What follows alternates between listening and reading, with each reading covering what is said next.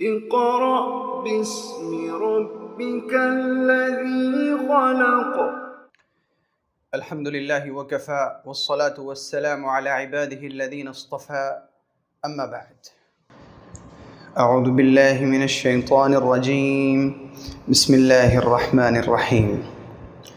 ألف لام ميم تلك آيات الكتاب الحكيم هدى ورحمة للمحسنين الذين يقيمون الصلاة ويؤتون الزكاة وهم بالآخرة هم يوقنون أولئك على هدى من ربهم وأولئك هم المفلحون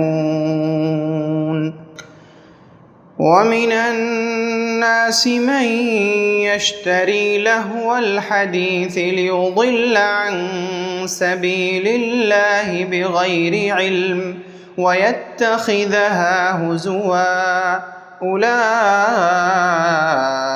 لهم عذاب مهين وإذا تتلى عليه آياتنا ولى مستكبرا كأن لم يسمعها كأن في أذنيه وقرا فبشره بعذاب أليم إن الذين آمنوا وعملوا الصالحات لهم جنات النعيم خالدين فيها وعد الله حقا وهو العزیز الحکیم۔ میں اللہ رب العزت کا بہت شکر گزار ہوں کہ آج اس وقت تازہ فکر علم دین کورس کی پہلی ویڈیو کے لیے میں بیٹھا ہوں۔ اللہ رب العزت سے اس دعا کے ساتھ کہ اللہ تعالیٰ مجھے حق بات بولنے کی، حق کو حق سمجھنے کی توفیق عطا فرمائے اور باطل کو باطل سمجھنے کی اور باطل سے دور رہنے کی توفیق عطا فرمائے۔ علم دین کورس کا جو سب سے پہلا سبق ہم نے پڑھنا ہے وہ ہے تفسیر، اور تفسیر میں ہم سب سے پہلے سورہ لقمان کی تفسیر بیان کریں گے، اور اسی کی کچھ آیات میں نے تلاوت کی ہیں۔ ہم سب سے پہلے اس کا ترجمہ دیکھتے ہیں اور اس کے بعد ہم اس کے معانی، مطالب اور تفسیر کو سمجھنے کی انشاءاللہ کوشش کریں گے۔ اعوذ باللہ من الشیطان الرجیم، بسم اللہ الرحمن الرحیم۔ میں پناہ میں آتا ہوں، اعوذ میں پناہ میں آتا ہوں، باللہ اللہ کی، یعنی میں اللہ کی حفاظت میں آتا ہوں۔ کس سے؟ من الشیطان الرجیم۔ رجیم یعنی مردود، وہ جو دھتکارا ہوا ہے، وہ جس پر اللہ کی لعنت ہے، وہ جس پر اللہ نے غصہ فرمایا۔ شیطان مردود سے میں اللہ کی حفاظت میں آتا ہوں، شیطان مردود سے۔ بسم اللہ الرحمن الرحیم، بسم اللہ، اللہ کے نام سے۔ یہ جو بسم اللہ ہے، بسم اللہ کے معنی کام کے اعتبار سے بدلتے رہتے ہیں۔ جیسے ہم نے قرآن پاک پڑھنے سے پہلے بسم اللہ پڑھا تو اس کا مطلب ہوا کہ بسم اللہ، میں اللہ کے نام سے شروع کرتا ہوں۔ ہم کوئی کام کرنے لگے اور ہم نے اس وقت کہا بسم اللہ، میں اللہ کے نام سے، یعنی میں اللہ کے نام سے یہ کام کر رہا ہوں۔ ہم کہیں جا رہے ہیں، ہم نے اس وقت پڑھا بسم اللہ، اس کا مطلب ہوا کہ میں اللہ کے نام سے جا رہا ہوں۔ ہم مثلا کھانا کھا رہے ہیں اور ہم نے اس وقت پڑھا بسم اللہ، اللہ کے نام سے، یعنی میں اللہ کے نام سے کھانا کھا رہا ہوں۔ تو بسم اللہ کے معنی کام کے اعتبار سے بدلتے رہتے ہیں۔ اس وقت بسم اللہ کا ترجمہ ہوگا میں اللہ کے نام سے شروع کر رہا ہوں تلاوت۔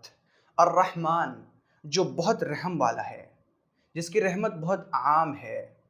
الرحیم، جو بہت زیادہ انتہائی مہربان ہے، یعنی اس کی رحمت بہت تام ہے۔ رحمان وہ جو سب پر رحم کرتا ہے، کافر پر بھی، مشرک پر بھی، مومن پر بھی، فاسق پر بھی، فاجر پر بھی، صالح پر بھی، محسن پر بھی، تائب پر بھی، سب پر جو رحم کرے وہ رحمان ہے۔ اور رحیم کا مطلب ہوا اس کی رحمت تام ہے، یعنی وہ ادھورا رحم نہیں کرتا بلکہ وہ پورا رحم کرتا ہے۔ سورہ لقمان الف لام میم سے شروع ہے۔ الف لام میم یہ حروف مقطعات میں سے ہے۔ قرآن پاک کی بہت ساری صورتیں ایسی ہیں جو حروف مقطعات سے شروع ہوتی ہیں۔ حروف مقطعات کا مطلب، معنی یہ کسی کو نہیں معلوم۔ الف لام میم، الف لام را، قاف، حامیم، یاسین، حامیم عین سین قاف، کاف ہا یا عین صاد، یہ ان الفاظ سے شروع ہونے والی جو صورتیں ہیں انہیں ہم یوں کہہ لیں کہ یہ حروف مقطعات سے شروع ہو رہی ہیں، اور حروف مقطعات کے معنی صرف اللہ کو معلوم ہے۔ اللہ تعالیٰ نے کسی کو نہیں بتایا کہ اس کا معنی کیا ہے، اس کا مطلب کیا ہے۔ یہ ممکن ہے کہ اللہ نے اپنے نبی حضرت محمد مصطفیٰ صلی اللہ علیہ وسلم کو حروف مقطعات کے معنی بتائے ہوں، لیکن ہمارے نبی صلی اللہ علیہ وسلم نے امت کو اس کا معنی نہیں بتایا۔ اب ہم اپنے ذہن سے، اپنے دل و دماغ سے اس کا کوئی مطلب اور معنی متعین نہیں کر سکتے۔ الف لام میم، اس کے معنی اللہ کو معلوم ہے۔ اللہ تعالی اعلم بمرادہ بذالک، اللہ کو معلوم ہے کہ الف لام میم کا مطلب کیا ہے۔ اس کے اوپر ایمان رکھنا فرض ہے۔ حروف مقطعات یہ متشابہات میں سے ہیں۔ متشابہات قرآن کریم کی ان آیتوں کو کہتے ہیں جن کا ظاہری معنی تو ہمیں معلوم ہے، لیکن اس کی مراد کیا ہے، اس کا معنی کیا ہے، اس کا مفہوم کیا ہے، وہ ہمیں نہیں معلوم۔ ایسی آیتوں کو متشابہات کہتے ہیں۔ جیسے بہت سی آیتوں میں اللہ تعالیٰ فرماتا ہے ید اللہ فوق ایدیہم، اللہ کا ہاتھ ان لوگوں کے ہاتھ کے اوپر ہے۔ تو اللہ کا ہاتھ کیسا ہے؟ اللہ کا ہاتھ اوپر کس طرح ہے؟ اس کی کیفیت کیا ہے؟ اس کے بارے میں ہمیں نہیں معلوم، تو اسے ہم کہیں گے متشابہ آیت۔ متشابہ آیت پر ایمان رکھنا فرض ہے کہ ہم یہ ایمان رکھیں کہ یہ اللہ تعالیٰ کی طرف سے نازل کی ہوئی آیت ہے، یہ قرآن کریم کا حصہ ہے، جز ہے، قرآن کریم میں یہ چیز ہے۔ ہم اس پر ایمان رکھتے ہیں کہ اس کا جو بھی معنی ہے، جو بھی مطلب ہے، وہ برحق ہے، وہ سچ ہے، وہ اللہ کی طرف سے ہے، اور ہمارا اس کے اوپر ایمان ہے۔ تو الف لام میم اس کے معنی اللہ کو معلوم۔ تلک آیات الکتاب الحکیم، یہ قرآن حکیم کی آیات ہیں۔ تلک آیات الکتاب الحکیم، آیات معنی آیتیں، کتاب معنی کتاب، حکیم معنی حکیم، یعنی حکمت والی کتاب کی آیتیں ہیں۔ قرآن کریم حکمتوں سے بھری ہوئی کتاب ہے۔ قرآن کریم میں اللہ رب العزت نے خوب عقل و دانش کی باتیں بیان فرمائی ہیں، اور آپ یوں سمجھیں کہ ہمارے نبی صلی اللہ علیہ وسلم سے پہلے جتنے بھی انبیاء کرام اس دنیا میں تشریف لائے، جتنے انبیاء کرام کے پاس اللہ نے کتابیں بھیجیں، تمام کتابوں کا نچوڑ اور خلاصہ اللہ تعالیٰ نے قرآن پاک میں جمع فرما دیا۔ تو اس کے اندر بہت ساری حکمتیں ہیں، اور جب ہم قرآن پاک کی تفسیر کو سیکھتے ہیں تو گویا کہ حکمت سیکھتے ہیں۔ اور اللہ تعالیٰ نے قرآن پاک میں فرمایا وَمَن يُؤْتِ الْحِكْمَةَ فَقَدْ أُوتِيَ خَيْرًا كَثِيرًا، کہ جسے حکمت دے دی گئی اسے تو خوب ڈھیر ساری بھلائیاں دے دی گئیں۔ اس کا مطلب ہوا کہ جو شخص قرآن پاک کی تفسیر سن رہا ہے، سیکھ رہا ہے، سمجھ رہا ہے، اسے خوب ساری حکمت دے دی گئی۔ تلک آیات الکتاب الحکیم، یہ قرآن حکیم کی آیات ہیں۔ یعنی اب جو بیان ہوں گی اس سورہ کے شروع کے بعد جو آیتیں بیان کی جائیں گی، یہ قرآن حکیم کی آیات ہیں۔ ہدن ورحمتن للمحسنین، ہدن یہ ہدایت ہیں، ورحمتن اور یہ رحمت ہیں، کن کے لیے؟ للمحسنین، احسان کرنے والوں کے لیے۔ قرآن کریم ہدایت اور رحمت تو سب کے لیے ہے، لیکن اس کی ہدایت اور اس کی رحمت قبول وہ لوگ کرتے ہیں جو محسنین ہیں۔ محسنین احسان کرنے والے۔ احسان کا مطلب کیا؟ شریعت میں جب بھی بولا جائے احسان یا احسان کرنے والا، یہ آدمی محسن ہے، اللہ تعالیٰ محسنین کو پسند کرتا ہے۔ تو جب بھی بولا جائے احسان کرنے والا تو اس کا دو مطلب ہوتا ہے۔ ایک مطلب ہے اچھا کام کرنا، نیک کام کرنا۔ جو شخص بھی نیک کام کرے وہ احسان کر رہا ہے، وہ محسن ہے اللہ کی نظر میں۔ اور اس کا دوسرا مطلب ہے کام کو اچھی طرح کرنا، یعنی اگر ہم نماز پڑھ رہے ہیں تو اچھی طرح، اچھی کیفیت کے ساتھ، خشوع اور خضوع کے ساتھ، اچھی نیت کے ساتھ سجدے کو، رکوع کو، ہر چیز کو صحیح طریقے سے ادا کرنے والے ہوں، تو یہ ہے احسان۔ احسان کا دو مطلب ہوا، ایک مطلب ہے اچھا کام کرنا اور دوسرا مطلب ہے کام کو اچھی طرح کرنا۔ تو ہم انشاءاللہ دونوں درجے احسان کے پائیں گے۔ ایک تو ہم اچھے کام کریں گے، قرآن پاک کی تلاوت، ذکر، روزہ، نماز، استغفار، تلاوت، تسبیح، دوسروں کی مدد، دوسروں کو سلام کرنا، دوسروں کو خوشی دینا۔ ہم دوسروں کی تکلیف دہی سے، دوسروں کو تکلیف دینے سے بچیں گے۔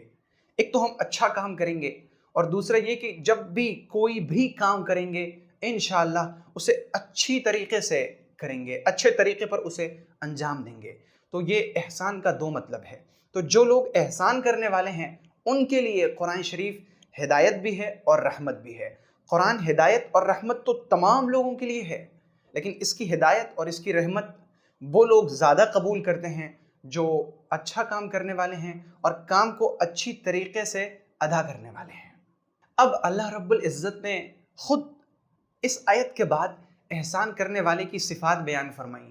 اللہ تعالیٰ نے فرمایا الذین یقیمون الصلاۃ، الذین جو لوگ یقیمون الصلاۃ نماز قائم کرتے ہیں، یقیمون قائم کرتے ہیں، الصلاۃ نماز کو، جو لوگ نماز قائم کرتے ہیں، وَيُؤْتُونَ الزَّكَاةَ، یؤتون کے معنی ہے دیتے ہیں، وَيُؤْتُونَ اور وہ دیتے ہیں، الزَّكَاةَ زکوٰۃ، وَهُمْ واو معنی اور، وَهُمْ اور وہ لوگ، بِالْآخِرَةِ آخرت پر، ہم یوقنون یقین رکھتے ہیں۔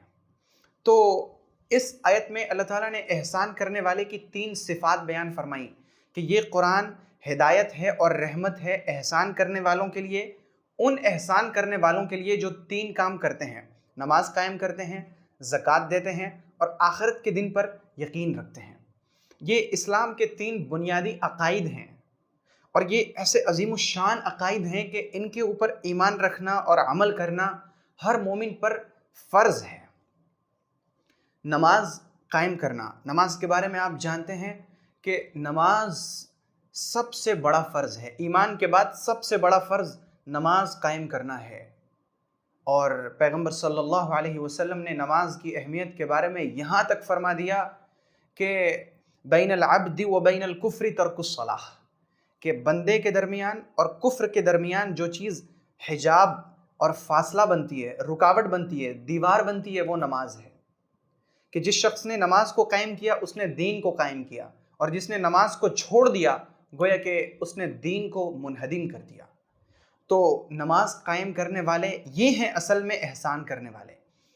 ایک چیز یہاں پر غور کرنے کی ہے کہ عربی زبان میں صلی کے معنی آتے ہیں نماز پڑھنا، تو یہاں پہ اللہ تعالیٰ نے یوں نہیں فرمایا الذین یصلون، جو لوگ نماز پڑھتے ہیں وہ احسان کرنے والے ہیں، بلکہ اللہ تعالیٰ نے فرمایا الذین یقیمون الصلاۃ، جو لوگ نماز قائم کرتے ہیں۔ لیکن دو چیزیں ہیں، ایک ہے نماز پڑھنا اور ایک ہے نماز قائم کرنا، دونوں میں بڑا فرق ہے۔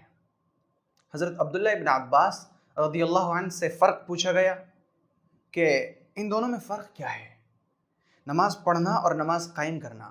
انہوں نے جو فرق بیان کیا اس کا مطلب یوں ہے کہ اگر کسی شخص نے وضو کیا اور وہ بہت جلدی میں ہڑبڑ میں آیا، مصلی پر جا نماز پر کھڑا ہوا، اس نے فوراً نیت باندھی، فوراً سورہ فاتحہ پڑھی، اس نے فوراً سورہ لگایا، رکوع کیا، فوراً اٹھا، پھر فوراً سجدے میں گیا، اس نے یعنی نماز کو اپنے سر سے اتار دیا، اس کی توجہ ساری بازار میں ہے کہ میں ابھی فوراً نماز پڑھوں گا، بیوی کو لوں گا، پھر بازار جاؤں گا، یہ چیز خریدوں گا، وہ چیز خریدوں گا، یہ بھول نہ جاؤں، اس کا دماغ کہیں اور ہے۔ یہ ہے نماز پڑھنا، نماز کو سر سے اتارنا۔ اور دوسری چیز ہے نماز قائم کرنا، جو اللہ کو مطلوب ہے، جس کا اللہ حکم دیتا ہے۔ اللہ تعالیٰ فرماتا ہے اقیم الصلاۃ، نماز قائم کرو، نماز پڑھو نہیں، نماز قائم کرو۔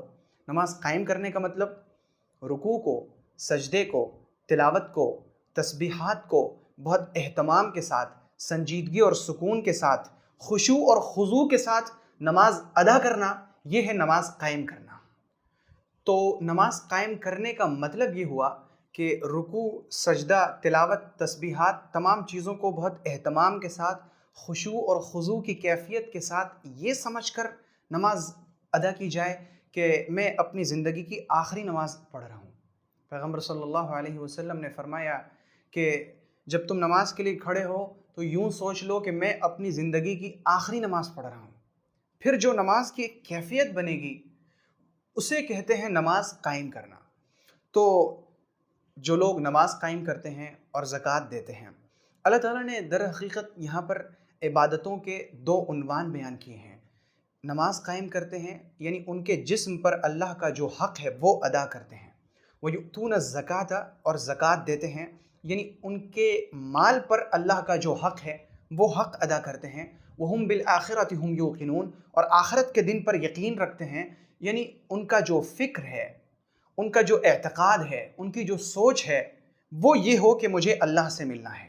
بس یہ تین کام جو شخص کرتا ہے وہ اللہ کی نظر میں احسان کرنے والا ہے۔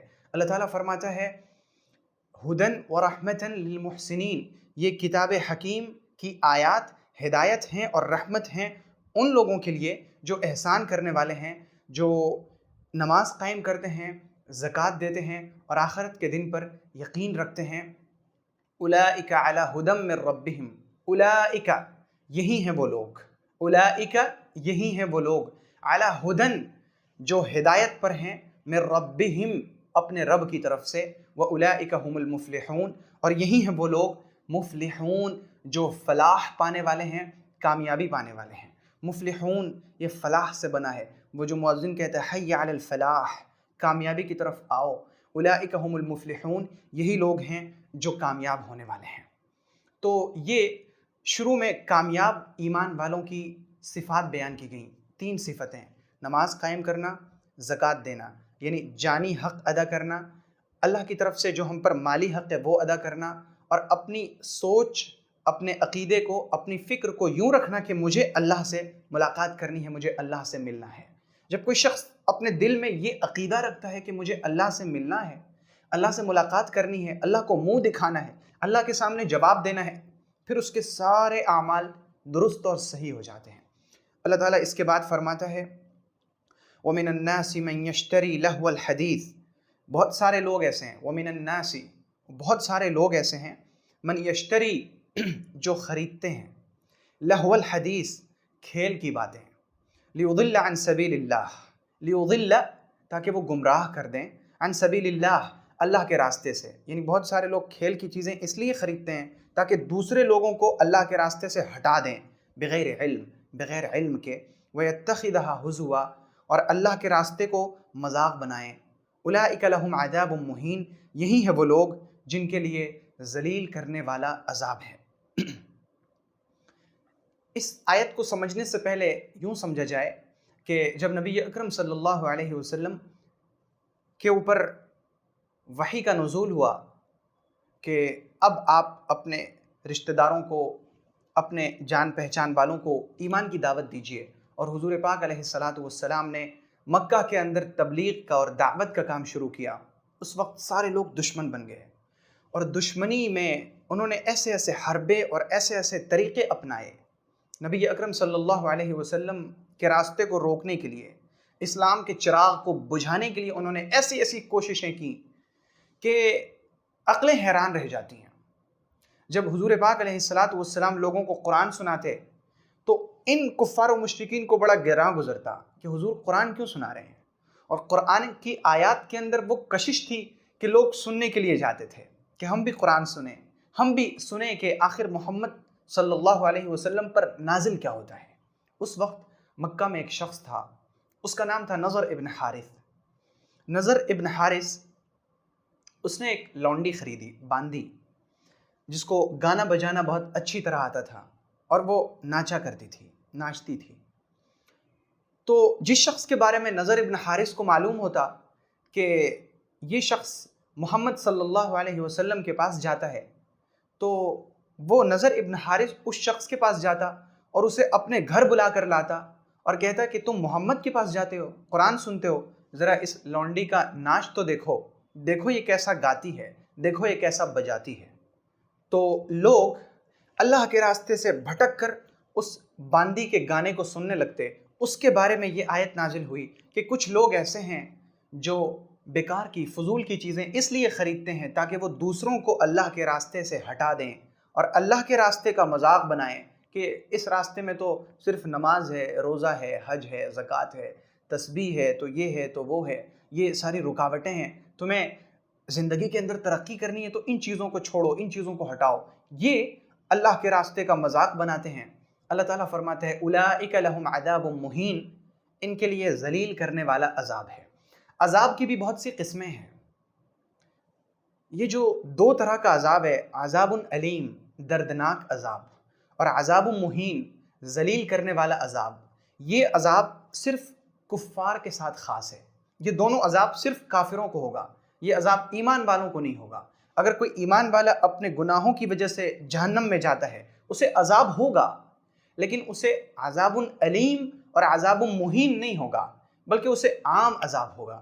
یہ بڑا خاص عذاب ہے جس کی وعید اللہ تعالیٰ نے بیان فرمائی کہ جو لوگ بھی لہو الحدیث خریدتے ہیں، یعنی ایسی چیز جس سے وہ اللہ کے راستے سے لوگوں کو ہٹا دیں، تو ان کے لیے ذلیل کرنے والا عذاب ہے۔ یہ تو ہے آیت کا شان نزول۔ شان نزول کا مطلب ہوا کہ یہ آیت کس پس منظر میں نازل ہوئی، اس کے حالات کیا تھے، اس وقت کا سچویشن کیا تھا جس وقت یہ آیت نازل ہوئی۔ اب ہر آیت کا ایک عمومی مطلب ہے۔ اس کا مطلب یہ ہے کہ جو شخص بھی ایسی چیزوں میں لگے گا جو چیزیں اسے اللہ کے راستے سے روک دیں گی تو وہ شخص اس وعید کے اندر داخل ہوگا۔ حضرت حسن بصری رحمۃ اللہ علیہ سے پوچھا گیا کہ یہ جو اللہ تعالیٰ نے فرمایا کہ جو لوگ لہو الحدیث خریدتے ہیں، فضول کی چیزیں، بیکار کی چیزیں خریدتے ہیں، تو یہ لہو الحدیث کیا ہے؟ حضرت حسن بصری رحمۃ اللہ علیہ نے جواب دیا کہ ہر وہ چیز جو تمہیں اللہ کی عبادت اور اللہ کے ذکر سے ہٹا دے وہ لہو الحدیث ہے۔ اور نبی اکرم صلی اللہ علیہ وسلم کے اس بیان سے اس کی تائید ہوتی ہے جو حضور پاک علیہ السلام نے فرمایا کہ انسان جس کام میں بھی لگے، اگر اس کام سے کسی طرح کا فائدہ نہیں ہو رہا ہے تو وہ کام لہو ہے، وہ باطل ہے، سوائے تین چیزوں کے۔ ایک تو یہ کہ وہ اپنی کمان سے تیر پھینکے، اور دوسرا یہ کہ وہ اپنے گھوڑے کو سدھارے، اور تیسرا یہ کہ وہ اپنی بیوی سے ملاعبت کرے۔ یہ تین کام ایسے ہیں جو اللہ تعالیٰ کی نظر میں لہو و لعب شمار نہیں کیے جاتے۔ پہلا کام کمان سے تیر کو پھینکنا، یعنی جہاد کی مشق کرنا، اور دوسری چیز اپنے گھوڑے کو سدھارنا، اپنے گھوڑے کو کھلانا پلانا نہلانا، اس کے سارے کام، یا گھوڑ سواری کرنا، یہ لہو و لعب میں اس کا شمار نہیں ہوگا۔ اور بنیادی طور پر دیکھا جائے تو اس وقت اپنے آپ کو مضبوط کرنا، اپنے آپ کو یوں رکھنا کہ ہم اللہ کے دین کی حفاظت کے لیے تیار ہوں، اس کے لیے ہر وہ کام جو ہم کر سکیں وہ اللہ کی نظر میں لہو و لعب نہیں ہے۔ اور تیسرا کام ہے بیوی سے ملاعبت کرنا، یعنی بیوی سے پیار کی محبت کی باتیں کرنا، اس کے ساتھ بیٹھنا، اس کے ساتھ وقت گزاری کرنا، یہ لہو و لعب میں شمار نہیں ہوتا، بلکہ اللہ تعالیٰ ان تین کاموں کو پسندیدگی کے نظر سے دیکھتا ہے۔ لیکن اس کے علاوہ اور جو کام ہیں وہ لہو و لعب میں ہیں۔ اس زمانے کا سب سے بڑا لہو و لعب جس کے اندر ہمارے نوجوان طبقے کے اکثر لوگ مبتلا ہیں وہ ہے گانا بجانا۔ اس وقت گانا اور گانے کے آلات بہت زیادہ عام ہو چکے ہیں، ہر چیز گانوں سے گھیر دی گئی ہے۔ اگر آپ کسی مال میں شاپنگ کے لیے جائیں وہاں بھی میوزک چل رہا ہے، وہاں پر بھی گانا بج رہا ہے۔ ایک شخص جو اپنا ہوٹل کھولتا ہے تو وہ اپنے ہوٹل میں لوگوں کو بلانے کے لیے گانے بجاتا ہے، شادی بیاہ کا موقع ہو گانا بج رہا ہے۔ یہاں تک کہ حیرت ہوتی ہے کہ بعض ایسے مذہبی رسوم ہیں جنہیں لوگوں نے اپنا لیا ہے کہ یہ ہمارے مذہب کا حصہ ہیں، وہاں پر بھی گانا بجانا بالکل عام ہو چکا ہے۔ مختلف طرح کے گانے بجانے کے آلات لائے جا رہے ہیں، اور اس وقت نبی اکرم صلی اللہ علیہ وسلم کے اس فرمان کو بھولا جا چکا ہے کہ میں گانے بجانے کے آلات کو دفن کرنے کے لیے بھیجا گیا ہوں۔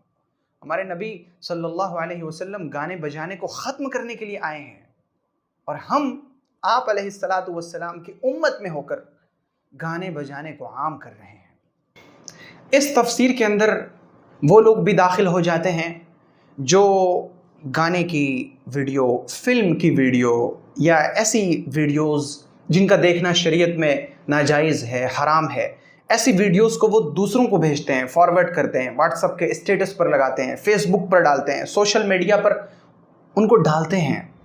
ایسے لوگ یاد رکھیں کہ یہ ویڈیوز جو آپ ڈال رہے ہیں میرے بھائی اور میری بہن، یہ گناہ جاریہ بن رہا ہے۔ جتنے لوگ اس کو دیکھیں گے، اس ویڈیو کو دیکھیں گے، آپ نے تھوڑی سی کاٹ کر کہیں سے ویڈیو کا کوئی حصہ ڈالا ہے، اب اس حصے کو دیکھ کر لوگ پوری ویڈیو تلاش کریں گے، وہ پوری فلم دیکھیں گے، وہ پوری مووی دیکھیں گے، پورا ڈرامہ دیکھیں گے، اس میں ان کا وقت ضائع اور برباد ہوگا۔ اس کی وجہ آپ اور ہم بن رہے ہیں۔ تو ہم ایسی چیزوں سے روکیں جو چیزیں ہمارے لیے گناہ جاریہ بن جائیں۔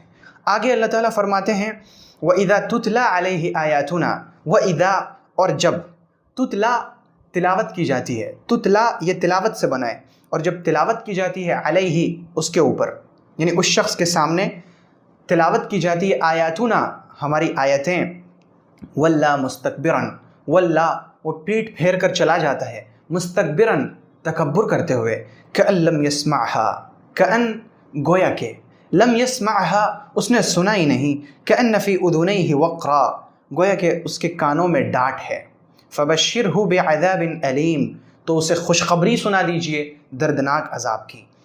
یہ بتایا جا رہا ہے کہ ایسے لوگ جو لہو الحدیث خریدتے ہیں، ان کا حال یہ ہے کہ جب انہیں ہماری آیتیں سناؤ تو یہ پیٹ پھیر کر چلے جائیں گے۔ آپ اس وقت بھی دیکھیں ایسے بہت سارے لوگ ہیں جنہیں آپ گانا سنائیں، فلم دکھائیں، مووی دکھائیں، ڈرامہ دکھائیں، وہ بڑے شوق سے آپ کی باتیں سنیں گے، لیکن جیسے ہی آپ دین کی باتیں کرنے لگیں وہ اٹھ کر چلے جاتے ہیں۔ ایسا لگتا ہے جیسے اس نے سنا ہی نہیں، گویا کہ اس کے کانوں میں ڈانٹ ہے، یعنی اس نے اپنے کان میں روئی ٹھوس رکھی ہے، اس کا کان بند ہے، اسے پتہ ہی نہیں چلا کہ ہم نے اس سے دین کی کیا بات کہی۔ ایسے لوگوں کے بارے میں اللہ تعالیٰ فرماتے ہیں فَبَشِّرْهُ بِعَذَابٍ أَلِيمٍ انہیں خوشخبری سنا دیجئے دردناک عذاب کی۔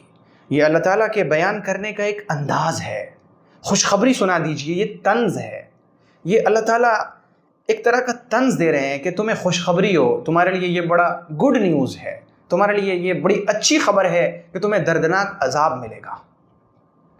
ان الذین آمنوا بے شک الذین آمنوا جن لوگوں نے ایمان لایا، وعملوا اور انہوں نے کیا، عمل کیا، وعملوا الصالحات نیک عمل کیا، صالحات نیک، عملوا عمل کیا، ان الذین آمنوا بے شک جن لوگوں نے ایمان لایا، وعملوا الصالحات اور نیک کام کیا، لہم ان کے لیے جنات النعیم نعمتوں والی جنتیں ہیں، نعمتوں والی جنتیں ہیں، خالدین فیہا اس میں وہ ہمیشہ رہیں گے۔ خالدین یہ خلود سے بنا ہے، خلود کے معنی ہمیشہ ہمیش، خالد لوگوں کے نام ہوتے ہیں، خالد معنی ہمیشہ رہنے والا، خالدین فیہا وہ لوگ اس میں ہمیشہ رہیں گے۔ وعد اللہ حقا اللہ کا وعدہ ہے سچے طریقے سے، یعنی اللہ کا وعدہ ہے سچا ہے، وہو العزیز الحکیم اور اللہ تعالیٰ غالب ہے اور حکمت والا ہے۔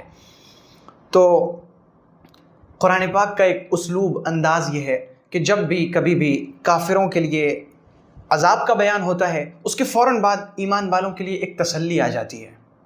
دراصل ہوتا یوں ہے کہ جب کبھی کوئی شخص، ایمان والا شخص، اللہ سے ڈر رکھنے والا آدمی کافروں کے انجام کو پڑھتا ہے کہ ان کے لیے ذلیل کرنے والا عذاب ہے، ان کے لیے دردناک عذاب ہے، تو اس کا دل ڈر جاتا ہے میرا کیا ہوگا۔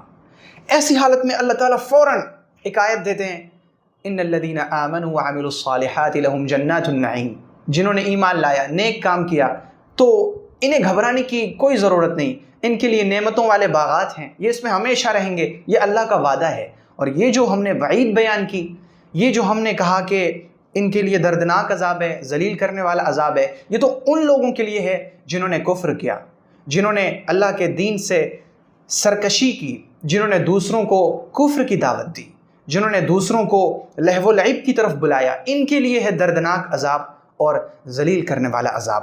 تو یہ سورہ لقمان کی چند ابتدائی آیات تھیں جن کی مختصر تفسیر سامنے آ سکی۔ اس وقت ان آیات کی روشنی میں دو چیزیں کھل کر سامنے آئیں۔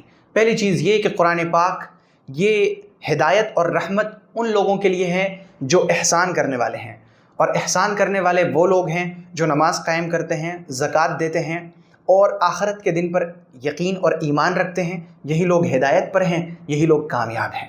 اور دوسری بات یہ سامنے آئی کہ جو لوگ لہو و لعب میں لگتے ہیں، ہر ایسا کام جو اللہ کے ذکر سے، اللہ کی عبادت سے آپ کو روک دے، آپ کسی ایسے کام میں لگے ہیں، تو یہ چیز اللہ تعالیٰ کی نظر میں بہت بڑا جرم ہے، اور ایسی چیز پر اللہ تعالیٰ کی طرف سے وعید ہے ذلیل کرنے والے عذاب کی، دردناک عذاب کی۔ لیکن اس میں ان لوگوں کو نہیں گھبرانا ہے جنہوں نے ایمان لایا، نیک کام کیا۔ ان کے لیے اللہ تعالیٰ نے فرمایا لہم جنات النعیم، ان کے لیے نعمتوں والی جنتیں ہیں۔ اے ہمارے رب، ہم ایمان بھی لاتے ہیں، ہمیں آپ نیک اعمال کی توفیق عطا فرما اور ہمیں اپنی جنت عطا فرما۔ اب جو آج کا ہمارا دوسرا موضوع ہے وہ ہے حدیث۔ حدیث کے بارے میں یہ سمجھ لیا جائے کہ نبی اکرم صلی اللہ علیہ وسلم نے جو بات کہی وہ حدیث ہے۔ آپ علیہ الصلاۃ والسلام نے کوئی کام کیا وہ حدیث ہے۔ نبی اکرم علیہ الصلاۃ والسلام کے سامنے کسی شخص نے کوئی کام کیا اور آپ نے منع نہیں فرمایا، وہ بھی حدیث ہے۔ تو حدیث کہتے ہیں نبی علیہ السلام کی بات کو، آپ کے عمل کو اور آپ کی تقریر کو۔ تقریر کا مطلب کسی نے آپ کے سامنے کوئی کام کیا اور آپ نے منع نہیں فرمایا، تو یہ ہے تقریر، اور یہ بھی حدیث ہے۔ تو نبی علیہ السلام کی بات، آپ کا عمل اور آپ کی تقریر، اسے ہم کہتے ہیں حدیث۔ آج کی اس ویڈیو میں ہم حدیث جبرائیل کو بیان کریں گے، ایک حدیث جو محدثین کے یہاں حدیث جبرائیل کے نام سے یاد کی جاتی ہے۔ پہلے میں اس حدیث کو آپ کے سامنے پیش کرتا ہوں، اس کے بعد ہم اس کے مطلب کو سمجھنے کی کوشش کریں گے انشاءاللہ۔ سیدنا عمر رضی اللہ عنہ فرماتے ہیں کہ ایک مرتبہ ہم نبی اکرم صلی اللہ علیہ وسلم کے پاس بیٹھے ہوئے تھے کہ اچانک ایک ایسا شخص آیا جس کے کپڑے بہت زیادہ سفید تھے اور اس کے بال بہت زیادہ کالے تھے، اور اس کے اوپر سفر کی کوئی نشانی نہیں دکھ رہی تھی۔ یعنی سفر سے بندہ آتا ہے نا تو اس کا چہرہ ذرا اترا ہوا، بال ذرا بکھرے ہوئے یا بالوں میں تھوڑے بہت غبار لگے ہوئے، ایسا کچھ نظر نہیں آ رہا تھا، اور ہم میں سے اسے کوئی پہچانتا بھی نہیں تھا۔ وہ آیا، پھر نبی علیہ الصلاۃ والسلام کے پاس بیٹھ گیا، اور اس طرح سے بیٹھا، دو زانو ہو کر بیٹھا، جیسے ہم تشہد میں بیٹھتے ہیں، اتحیات پڑھنے کے لیے بیٹھتے ہیں، اس طرح سے دو زانو ہو کر بیٹھا، اور اس نے اپنے دونوں گھٹنوں کو حضور پاک علیہ الصلاۃ والسلام کے گھٹنوں سے ملا دیا یوں، اور پھر اس نے اپنے ہاتھ کو اپنی رانوں پر رکھا، اور اس کے بعد اس نے کہا اے محمد مجھے بتائیے کہ اسلام کیا ہے۔ پیغمبر علیہ السلام نے فرمایا اسلام یہ ہے کہ تم گواہی دو کہ اللہ کے سوا کوئی معبود نہیں اور محمد صلی اللہ علیہ وسلم اللہ کے رسول ہیں، اور پھر تم نماز قائم کرو، زکوٰۃ دو، رمضان کے روزے رکھو اور بیت اللہ کا حج کرو اگر تمہیں استطاعت ہو۔ اس نے کہا کہ آپ سچ کہہ رہے ہیں۔ سیدنا عمر رضی اللہ عنہ فرماتے ہیں کہ ہمیں بڑی حیرت ہوئی کہ یہ کون آدمی ہے جو پوچھ رہا ہے۔ پوچھنے کا مطلب یہ ہے کہ اس کو معلوم نہیں ہے، لیکن جب حضور بتا رہے ہیں تو یہ کہتا ہے کہ آپ نے سچ کہا، اس کا مطلب یہ ہے کہ اسے پہلے سے معلوم ہے، تو پھر پوچھنے کا مقصد کیا ہے؟ اس چیز پر ہمیں حیرت ہوئی۔ پھر اس نے کہا اے محمد مجھے بتاؤ کہ ایمان کیا ہے۔ پیغمبر علیہ السلام نے فرمایا ایمان یہ ہے کہ تم ایمان لاؤ اللہ پر، اس کے فرشتوں پر، اس کی کتابوں پر، اس کے رسولوں پر، آخرت کے دن پر اور تقدیر پر، چاہے وہ اچھی ہو یا بری ہو۔ اس نے کہا آپ نے سچ فرمایا۔ اب ظاہر ہے کہ سیدنا عمر رضی اللہ عنہ کو اس وقت بھی حیرت ہوئی ہوگی۔ اس کے بعد اس نے کہا کہ مجھے بتائیں کہ احسان کیا ہے۔ پیغمبر علیہ السلام نے فرمایا احسان یہ ہے کہ تم اللہ تعالیٰ کی عبادت اس طرح کرو گویا کہ تم اللہ کو دیکھ رہے ہو، اور اگر اس طرح نہیں ہو پاتا، یہ کیفیت نہیں بن پاتی، تو پھر اس طرح اللہ کی عبادت کرو گویا کہ اللہ تمہیں دیکھ رہا ہے۔ پھر اس شخص نے کہا مجھے بتائیے کہ قیامت کب آئے گی۔ پیغمبر علیہ السلام نے فرمایا کہ جس سے پوچھا گیا ہے وہ پوچھنے والے سے زیادہ نہیں جانتا ہے، یعنی میں تم سے زیادہ نہیں جانتا ہوں۔ جس طرح تمہیں نہیں معلوم کہ قیامت کب آئے گی، اسی طرح مجھے بھی نہیں معلوم کہ قیامت کب آئے گی۔ تو اس شخص نے کہا کہ مجھے بتائیں کہ قیامت کی نشانیاں کیا ہیں؟ پیغمبر علیہ الصلاۃ والسلام نے فرمایا قیامت کی نشانیاں یہ ہیں کہ باندی جنے گی اپنے آقا کو، اور تم دیکھو گے کہ وہ لوگ جو ننگے پاؤں، ننگے بدن اور فقیر بکریاں چرانے والے لوگ ہیں وہ لمبی لمبی عمارتیں بنائیں گے۔ اور ایک دوسری روایت میں ہے کہ پیغمبر علیہ السلام نے فرمایا کہ اور جب تم دیکھو کہ ننگے پاؤں، ننگے بدن رہنے والے اندھے گونگے لوگ یہ زمین میں بادشاہ بن رہے ہیں تو پھر یہی قیامت کی نشانیاں ہیں۔ سیدنا عمر رضی اللہ عنہ فرماتے ہیں کہ پھر میں تھوڑے دنوں تک ٹھہرا رہا، اس کے بعد ایک دن مجھ سے نبی اکرم علیہ الصلاۃ والسلام نے پوچھا یا عمر اتدری من السائل، جانتے ہو وہ کون تھا جو یہ سب سوالات کر رہا تھا؟ میں نے کہا اللہ اور اس کا رسول زیادہ بہتر جانتا ہے۔ پیغمبر علیہ الصلاۃ والسلام نے فرمایا کہ یہ جبرائیل تھے جو تمہیں تمہارا دین سکھانے آئے تھے۔ یہ صحیح مسلم کی روایت ہے جو میں نے آپ کے سامنے پیش کی۔ اس حدیث کو حدیث جبرائیل کہتے ہیں۔ قرآن شریف کی کچھ آیات ایسی ہیں جو کسی خاص واقعے کے تحت نازل ہوتی ہیں تو اس واقعے کو شان نزول کہتے ہیں، اور حدیث میں کچھ احادیث ایسی ہوتی ہیں جو کسی واقعے کے بعد پیش آتی ہیں تو وہ اس واقعے کو شان ورود کہتے ہیں۔ قرآن کی آیت کے تعلق سے اگر کوئی واقعہ ہو تو اسے شان نزول، اور حدیث کے تعلق سے کوئی واقعہ ہو تو اس کو کہتے ہیں شان ورود۔ اس حدیث کا ایک شان ورود بیان کیا جاتا ہے کہ ایک مرتبہ پیغمبر صلی اللہ علیہ وسلم مسجد میں کھڑے ہوئے اور آپ نے فرمایا کہ پوچھو کیا پوچھنا ہے۔ آپ کا مقصد یہ تھا کہ تم مجھ سے دین کی بارے میں دین کی باتیں پوچھو۔ اس وقت عرب کے معاشرے میں زنا بہت عام تھا تو بہت سارے لوگوں کو اپنے نسب پر شک رہتا تھا کہ جس کے بارے میں مشہور ہے کہ وہ میرا باپ ہے وہ حقیقت میں میرا باپ ہے یا نہیں، اس کے بارے میں کچھ لوگوں کو شک رہتا تھا۔ اب جیسے حضور نے فرمایا کہ پوچھو کیا پوچھنا ہے تو ایک صحابی یہ سوچ کر کھڑے ہو گئے کہ حضور جو بات بتائیں گے وہ تو بالکل صحیح بات ہوگی، میں پوچھتا ہوں اپنے نسب کے بارے میں۔ تو انہوں نے پوچھ لیا یا رسول اللہ میرا باپ کون ہے؟ حضور پاک علیہ السلام نے فرمایا کہ جس کے بارے میں مشہور ہے وہی تمہارا باپ ہے۔ دوسرا شخص کھڑا ہوا، اس نے بھی یہی سوال پوچھا کہ میں بھی اپنا نسب کنفرم کر لوں۔ اس نے بھی پوچھا یا رسول اللہ میرا باپ کون ہے؟ حضور نے فرمایا کہ وہی ہے جس کے بارے میں مشہور ہو کہ تم اس کے بیٹے ہو۔ اسی طرح کئی لوگوں نے یہی سوال پوچھا۔ نبی اکرم علیہ الصلاۃ والسلام کچھ خفا ہو گئے اور آپ نے سوالات کرنے سے منع فرما دیا۔ اب صحابہ کرام کے اندر جو دین سیکھنے کی تڑپ تھی انہیں بڑا شاق گزرنے لگا کہ اب جب ہم حضور سے پوچھیں گے نہیں تو دین سیکھیں گے کیسے؟ تو اس کے بعد ایک دن کا واقعہ ہے کہ حضرت جبرائیل علیہ الصلاۃ والسلام انسانی لباس میں، انسانی شکل و صورت میں انسانی لباس پہنے ہوئے، سفید لباس پہنے ہوئے، کالے بالوں میں حضور کی مجلس میں تشریف لائے، اور انہوں نے آ کر اسلام کے جو بنیادی معاملات ہیں ان کے تعلق سے سوال کیا۔ چنانچہ پہلا سوال تھا اے محمد آپ مجھے بتائیں کہ اسلام کیا ہے؟ یہاں پر حضرت جبرائیل فرماتے ہیں اے محمد، اللہ تعالیٰ قرآن میں فرماتا ہے لا تجعلوا دعاء الرسول كدعاء بعضكم بعضا، رسول کو ایسے مت پکارو جیسے تم ایک دوسرے کو پکارتے ہو، اے عمر، اے فلاں، اے سلمان، اے عثمان، تو تم اس طرح سے رسول کو مت پکارو اے محمد۔ تو حضرت جبرائیل نے کیسے پکارا اے محمد؟ دراصل یہ جو حکم ہے قرآن پاک کا کہ رسول کو ایسے مت پکارو جیسے تم ایک دوسرے کو پکارتے ہو، یہ حکم انسانوں کے لیے ہے، اور حضرت جبرائیل فرشتہ ہیں اس لیے ان کے لیے اس کی اجازت ہے۔ تو انہوں نے کہا اے محمد مجھے بتائیں اسلام کے بارے میں، اسلام کیا ہے؟ پیغمبر علیہ الصلاۃ والسلام نے اسلام کی بنیاد بتائی کہ اسلام کی بنیاد 5 چیزوں پر ہے۔ 5 چیزیں ہیں یہ اسلام ہے۔ پہلی چیز شہادت، اللہ ایک ہے اور محمد صلی اللہ علیہ وسلم اللہ کے رسول ہیں۔ نماز قائم کرنا، زکوٰۃ دینا، روزے رکھنا، اور حج اگر فرض ہو تو حج کرنا، یہ 5 چیزیں اسلام کی بنیاد ہیں۔ ان 5 چیزوں پر اسلام کی بنیاد رکھی گئی ہے۔ اگر کسی ایک چیز کو ہٹا دی جائے تو اسلام کی عمارت گر جائے گی۔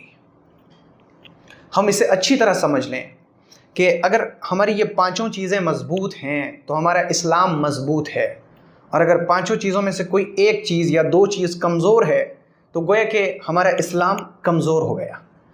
اسلام کی حفاظت یہ نہیں کہ ہم تیر اور تلوار لے کر سرحدوں پر کھڑے ہو جائیں کہ ہم اسلام کی حفاظت کر رہے ہیں۔ آپ جانتے ہیں اسلام کی حفاظت کا سب سے آسان اور بہترین طریقہ یہ ہے کہ آپ اسلام کو اپنے اندر سمو لیجئے، اپنے اندر اسلام کو داخل کر لیجئے، آپ بھی محفوظ ہو جائیے گا اور اسلام بھی محفوظ ہو جائے گا۔ اسلام کو محفوظ کرنے کا سب سے آسان اور سب سے بہتر طریقہ یہی ہے۔ اس کے بعد چونکہ حضرت جبرائیل نے سوال کیا تھا، انہیں معلوم تھا کہ نبی صلی اللہ علیہ وسلم نے سچ فرمایا، تو انہوں نے تائید فرمائی کہ ہاں آپ نے سچ فرمایا۔ پھر حضرت جبرائیل نے پوچھا بتائیں ایمان کیا ہے؟ تو اللہ کے نبی صلی اللہ علیہ وسلم نے ان 6 چیزوں کا بیان فرمایا جن پر بنیادی طور پر ایمان رکھنا ہر مومن پر فرض ہے۔ آپ علیہ السلام نے فرمایا کہ تم ایمان لاؤ اللہ پر، یعنی اللہ ایک ہے، تنہا یکتا ہے، اللہ رب العزت کا کوئی شریک نہیں، اس کی ذات میں بھی اس کا کوئی شریک نہیں، اس کی صفات میں بھی اس کا کوئی شریک نہیں۔ اس کی جو صفات ہیں، سننا، جاننا، دیکھنا، قدرت، علم، بولنا، ان تمام صفات میں اس کا کوئی شریک نہیں ہے۔ وہ جو اس کی خاص صفات ہیں اس میں کوئی شریک نہیں ہے اس کا۔ تو تم اللہ پر ایمان لاؤ، و ملائکتہ، اور اللہ کے فرشتوں پر ایمان لاؤ۔ فرشتوں پر ایمان کیا لانا ہے؟ فرشتوں پر ایمان یہ لانا ہے کہ فرشتے اللہ کی نورانی مخلوق ہیں جو نور سے پیدا کیے گئے ہیں، اور وہ نور سے پیدا کیے گئے ہیں، وہ جیسا چاہیں شکل و صورت جسم اختیار کر سکتے ہیں، وہ جس شکل میں آنا چاہیں آ سکتے ہیں۔ اللہ تعالیٰ نے ان کو یہ اجازت دی ہے۔ پھر یہ ایمان لایا جائے کہ ان کے اندر نافرمانی اور گناہ کا مادہ نہیں ہے، وہ گناہ کر ہی نہیں سکتے، ان کو گناہ کرنے کی طاقت ہی نہیں ہے۔ لا یعصون اللہ ما امرہم، اللہ کے حکم سے وہ ہٹ ہی نہیں سکتے۔ انسان کو اللہ نے اختیار دیا ہے، چاہو گناہ کرو، چاہو نیکی کرو، لیکن فرشتوں میں اختیار نہیں ہے۔ ان کو اللہ نے اسی نظام کے تحت پیدا کیا کہ وہ گناہ کر ہی نہیں سکتے۔ اس پر ایمان لانا، پھر اس پر ایمان لانا کہ وہ ہمارے اعمال کو اللہ کے حکم سے لکھ رہے ہیں، ریکارڈ کر رہے ہیں۔ تو ان چیزوں پر ایمان لانا، اللہ پر ایمان لانا، فرشتوں پر ایمان لانا، اللہ کی کتابوں پر ایمان لانا، کتابوں پر، قرآن مجید پر، اور قرآن مجید سے پہلے جتنی کتابیں انبیاء کرام پر نازل کی گئیں سب پر اجمالی طور پر ایمان لانا کہ اے میرے رب، آپ نے قرآن اور قرآن سے پہلے جتنی کتابیں نازل فرمائیں جو آپ کے علم میں حق ہیں، صحیح ہیں، درست ہیں، میں ان تمام پر ایمان لاتا ہوں کہ وہ سب آپ کی کتابیں ہیں۔ اور اس کے بعد اللہ کے تمام رسولوں پر، صرف محمد صلی اللہ علیہ وسلم پر کوئی شخص ایمان لائے اور بقیہ انبیاء کرام کا انکار کر دے، حضرت موسیٰ کا انکار کرے یا حضرت عیسیٰ کا انکار کرے، وہ شخص مسلمان مومن نہیں ہو سکتا۔ مومن ہونے کے لیے ضروری ہے کہ تمام انبیاء کرام پر ایمان لایا جائے۔ تمام انبیاء کرام پر ایمان لانے کی شکل یہ ہے کہ ہم یوں کہیں اور ہم یوں اپنے دل میں ایمان رکھیں کہ اللہ نے جتنے لوگوں کو نبی بنایا میں سب کو نبی مانتا ہوں، ہمیں ان کے نام معلوم ہوں نہ ہوں اس سے کوئی سروکار نہیں۔ اور اس کے بعد آخرت کے دن پر، کہ ایک دن ہے جو فیصلے کا دن ہے، جہاں کھرے کا، کھوٹے کا، اچھے کا اور برے کا حساب لیا جائے گا۔ ہم اس دنیا میں جو اعمال کر رہے ہیں، ایک ذرہ بھی نیکی ہوگی اسے دیکھیں گے، ایک ذرہ بھی برائی کریں گے اسے بھی دیکھیں گے۔ تو آخرت کے دن پر۔ اور چھٹی چیز ہے تقدیر، کہ جو چیز اس پوری کائنات میں ہوگی وہ سب کچھ اللہ کو معلوم ہے، اللہ کو معلوم ہے، اللہ کا علم، تقدیر اللہ کا علم ہے کہ جو کچھ ہوگا وہ سب اللہ کے علم میں ہے، اللہ جانتا ہے کہ یہ چیز ہوگی۔ تو تقدیر پر ایمان لایا جائے، یعنی یہ ایمان لایا جائے کہ جو کچھ اس کائنات میں ہوگا یا ہوا یا ہو رہا ہے سب کچھ اللہ جانتا ہے۔ تو یہ 6 چیزیں ہیں جن کے اوپر ایمان رکھنا فرض ہے۔ اور اس حدیث میں پیغمبر صلی اللہ علیہ وسلم نے فرمایا کہ ایمان یہ ہے کہ تم ایمان لاؤ اللہ پر، فرشتوں پر، کتابوں پر، رسولوں پر، اور آخرت کے دن پر، اور تقدیر پر، چاہے وہ اچھی ہو یا بری ہو۔ پھر حضرت جبرائیل نے پوچھا کہ بتائیں احسان کیا ہے؟ احسان کیا ہے؟ اللہ کے نبی علیہ السلام نے فرمایا کہ تم اللہ تعالیٰ کی عبادت اس طرح کرو گویا کہ تم اللہ کو دیکھ رہے ہو۔ یہ بہت بڑا درجہ ہے، یہ بہت اعلیٰ درجہ ہے احسان کا، کہ اس طرح سے زندگی گزارنا کہ ہر وقت یہ تصور رہے کہ اللہ کو ہم دیکھ رہے ہیں۔ یہ درجہ بہت اعلیٰ درجہ ہے. جب بندہ بہت نیکیاں کرتا ہے فرائض سے آگے بڑھ کے نوافل کا اہتمام کرتا ہے. وَمَا زَالَ الْعَبْدُ يَتَقَرَّبُ إِلَيَّ بِالنَّوَافِلِ حَتَّى أُحِبَّهُ، کہ جب بندہ نوافل کے ذریعے میرے قریب بڑھتا رہتا ہے، پھر اس کے اندر یہ کیفیت ہو جاتی ہے کہ اسے ہر چیز میں پھر اللہ نظر آتا ہے. وہ ایک پودے کو بھی دیکھے اس میں اللہ کی شان دیکھتا ہے، وہ آسمان کو دیکھتا ہے اسے اللہ نظر آتا ہے کہ یہ اللہ کی کیا شان ہے، کیا قدرت ہے، کیا میرا رب ہے. تو ہر وقت وہ نماز پڑھ رہا ہو، کسی سے بات کر رہا ہو، کوئی کام کر رہا ہو، تنہائی میں ہو، اندھیرے میں ہو، کہیں بھی ہو، وہ ہر وقت اس احساس اور اس کیفیت میں رہتا ہے کہ میں اللہ کو دیکھ رہا ہوں. لیکن یہ کیفیت ہے بہت مشکل اور ہوتی ہے بہت دیر کے بعد حاصل. تو اگر یہ کیفیت ہمیں حاصل نہیں ہے، فَإِن لَمْ تَكُنْ تَرَاهُ فَإِنَّهُ يَرَاكَ، حضرت نبی اکرم صلی اللہ علیہ وسلم نے خود فرما دیا اگر ایسا نہیں ہو سکتا، یہ کیفیت پیدا نہیں ہو سکتی، کم از کم یہ سمجھو کہ اللہ ہم کو دیکھ رہا ہے، اللہ تعالیٰ ہم کو تو دیکھ رہا ہے. یہ کیفیت تو بہت آسان ہے. ابھی ہم بیٹھے ہیں آپ سے گفتگو کر رہے ہیں تو میرے دماغ میں یہ چیز ہونی چاہیے کہ اللہ ہمیں دیکھ رہا ہے. ہم اللہ کے بالکل سرچ لائٹ میں جیسے کوئی چیز آ جاتی ہے تو وہ کتنی ابھر جاتی ہے، نکھر جاتی ہے، وہ ہٹ نہیں سکتی، وہ بالکل سرچ لائٹ کے سامنے رہتی ہے تو اس کی ایک ایک چیز، ایک ایک ذرہ اس کا نظر آتا ہے. بالکل اسی طرح ہم اللہ تعالیٰ کی نگاہ میں ہیں. فَإِنَّكَ بِأَعْيُنِنَا، تم ہماری نگاہوں میں ہو. اللہ تعالیٰ کی نگاہ سے کوئی ہٹ نہیں سکتا. تو یہ تصور کہ اللہ ہمیں دیکھ رہا ہے یہ تو بہت آسانی کے ساتھ آ سکتا ہے. اب اس میں بہت سی بار غلط فہمی ہوتی ہے کہ یہاں فرمایا گیا کہ تم اللہ کی عبادت اس طرح کرو گویا کہ تم اللہ کو دیکھ رہے ہو یا اللہ تمہیں دیکھ رہا ہے. تو یہ کیفیت صرف نماز میں ہونی چاہیے. ایسا نہیں ہے. مومن کی زندگی پوری کی پوری زندگی عبادت ہے. صرف اپنی نیتیں درست کر لے، اس کی ہر چیز عبادت ہے.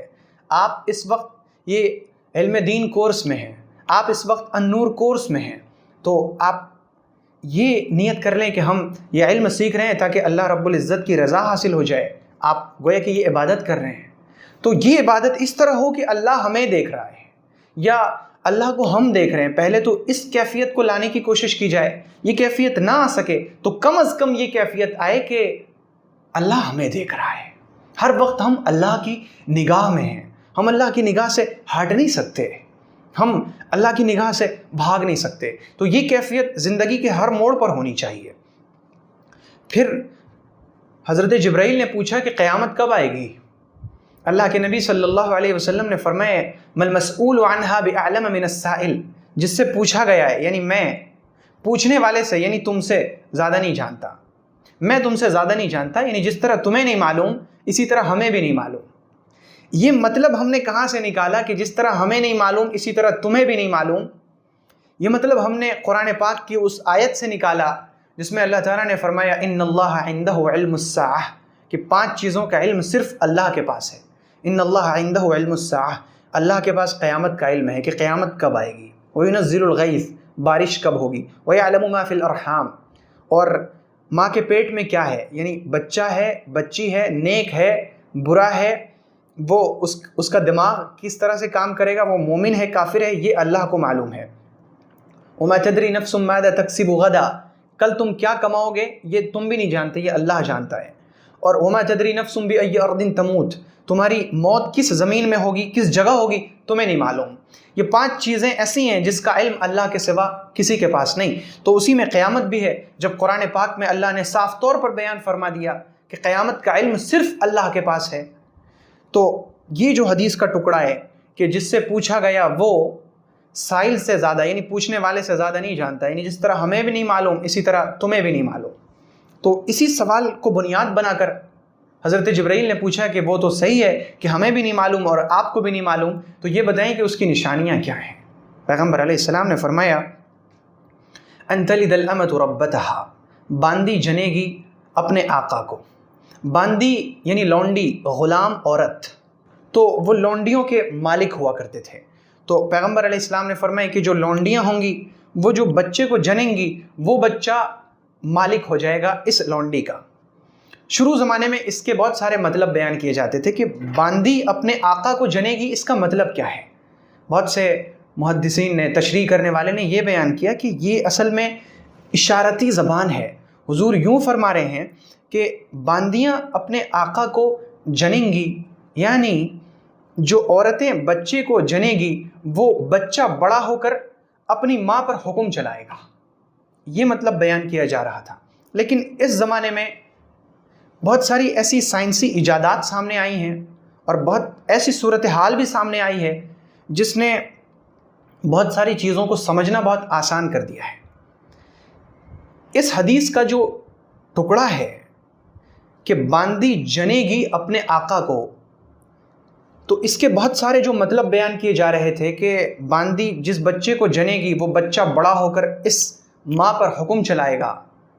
تو جس وقت اس عورت نے بچے کو جنے جانے کے فوراً بعد وہ بچہ اس عورت پر حکم نہیں چلا رہا ہے، تو یہ عورت اس وقت باندی نہیں بن رہی ہے۔ اس کا مطلب بہت سارے لوگوں نے یوں بیان فرمایا کہ باندی اپنے آقا کو جنے گی تو اس کا مطلب یوں ہے کہ عورتیں بھی نافرمان ہو جائیں گی۔ تو یہ سب بڑے دور دور کے مطلب تھے جو بیان کیے جا رہے تھے۔ اس زمانے میں میری سمجھ کے مطابق جو اس کا مطلب ہے وہ یہ کہ پیغمبر صلی اللہ علیہ وسلم نے اس میں دو طرح کی نشانیاں بیان فرمائی ہیں۔ ایک نشانی تو ہے کہ باندی اپنے آقا کو جنے گی، اور دوسری ہے کہ ننگے بدن ننگے پاؤں بکریاں چرانے والے غریب فقیر قسم کے لوگ لمبی لمبی عمارتیں بنائیں گے، اور یہ ہے قیامت کی نشانی، یعنی دونوں چیزیں ایک زمانے میں ہوں گی۔ اگر ہم مان لیں کہ باندی اپنے آقا کو جنے گی، اس کا مطلب یہ ہے کہ جو بچے کو وہ جنے گی وہ بچہ بڑا ہو کر آقا بن جائے گا، یعنی اس ماں پر اپنا حکم چلائے گا۔ تو یہ چیز تو پہلے زمانے میں بھی ہو رہی تھی، صحابہ کرام کے زمانے میں بھی ہو رہی تھی، تابعین کے زمانے میں بھی ہو رہی تھی، اور لمبی لمبی عمارتیں اس زمانے میں نہیں ہو رہی تھیں۔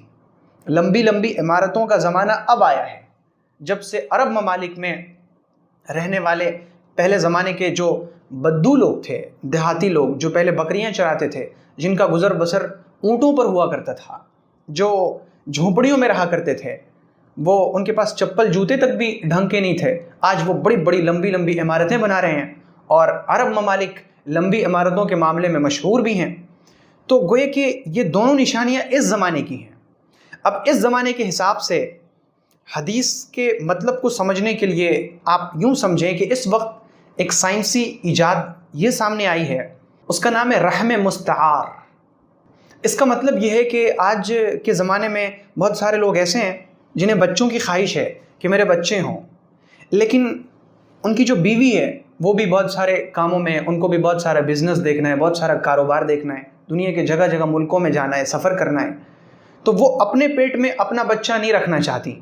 تو کیا یہ جاتا ہے کہ مرد اور عورت دونوں کی منی لے کر ایک دوسری عورت کرائے پر لی جاتی ہے، اور وہ منی اس عورت کے رحم کے اندر ڈال دی جاتی ہے، پھر وہ بچہ وہیں پر پرورش پاتا ہے، اور جب بچے کا وقت پورا ہو جاتا ہے وہ عورت اس بچے کو جنتی ہے جو بچہ ان ماں باپ کا ہوتا ہے جن کی منی تھی۔ اب آپ دیکھیں حدیث میں فرمایا گیا کہ باندی جنے گی اپنے آقا کو، یعنی باندی جس وقت بچے کو جنے گی اس وقت وہ جنا جانے والا بچہ اس عورت کا، یعنی جس عورت نے جنا ہے اس عورت کا مالک ہوگا۔ اب آپ یوں دیکھ لیں کہ جیسے ہی اس عورت نے جس کا رحم کرائے پر لیا گیا تھا، جس کے رحم میں بچہ پرورش پا رہا تھا، یہ اس کا مالک کون تھا؟ یہ دونوں میاں بیوی جنہوں نے اپنی منی اس عورت کے اندر دی تھی، تو یہ میاں بیوی اس عورت کے مالک تھے۔ اب جب اس عورت نے بچے کو جنا تو یہ بچہ بیٹا ہو گیا اس عورت کا اور اس مرد کا جنہوں نے اپنی منی دی تھی۔ تو جب یہ اس کا بیٹا ہو گیا اور اس بچے کا باپ اس عورت کا مالک ہے، تو گویا کہ باپ کے واسطے سے یہ بچہ بھی اس عورت کا مالک ہے جس عورت نے اس کو جنا ہے۔ یہ ہے حدیث پاک کے اس ٹکڑے کا مطلب اس زمانے کے حساب سے۔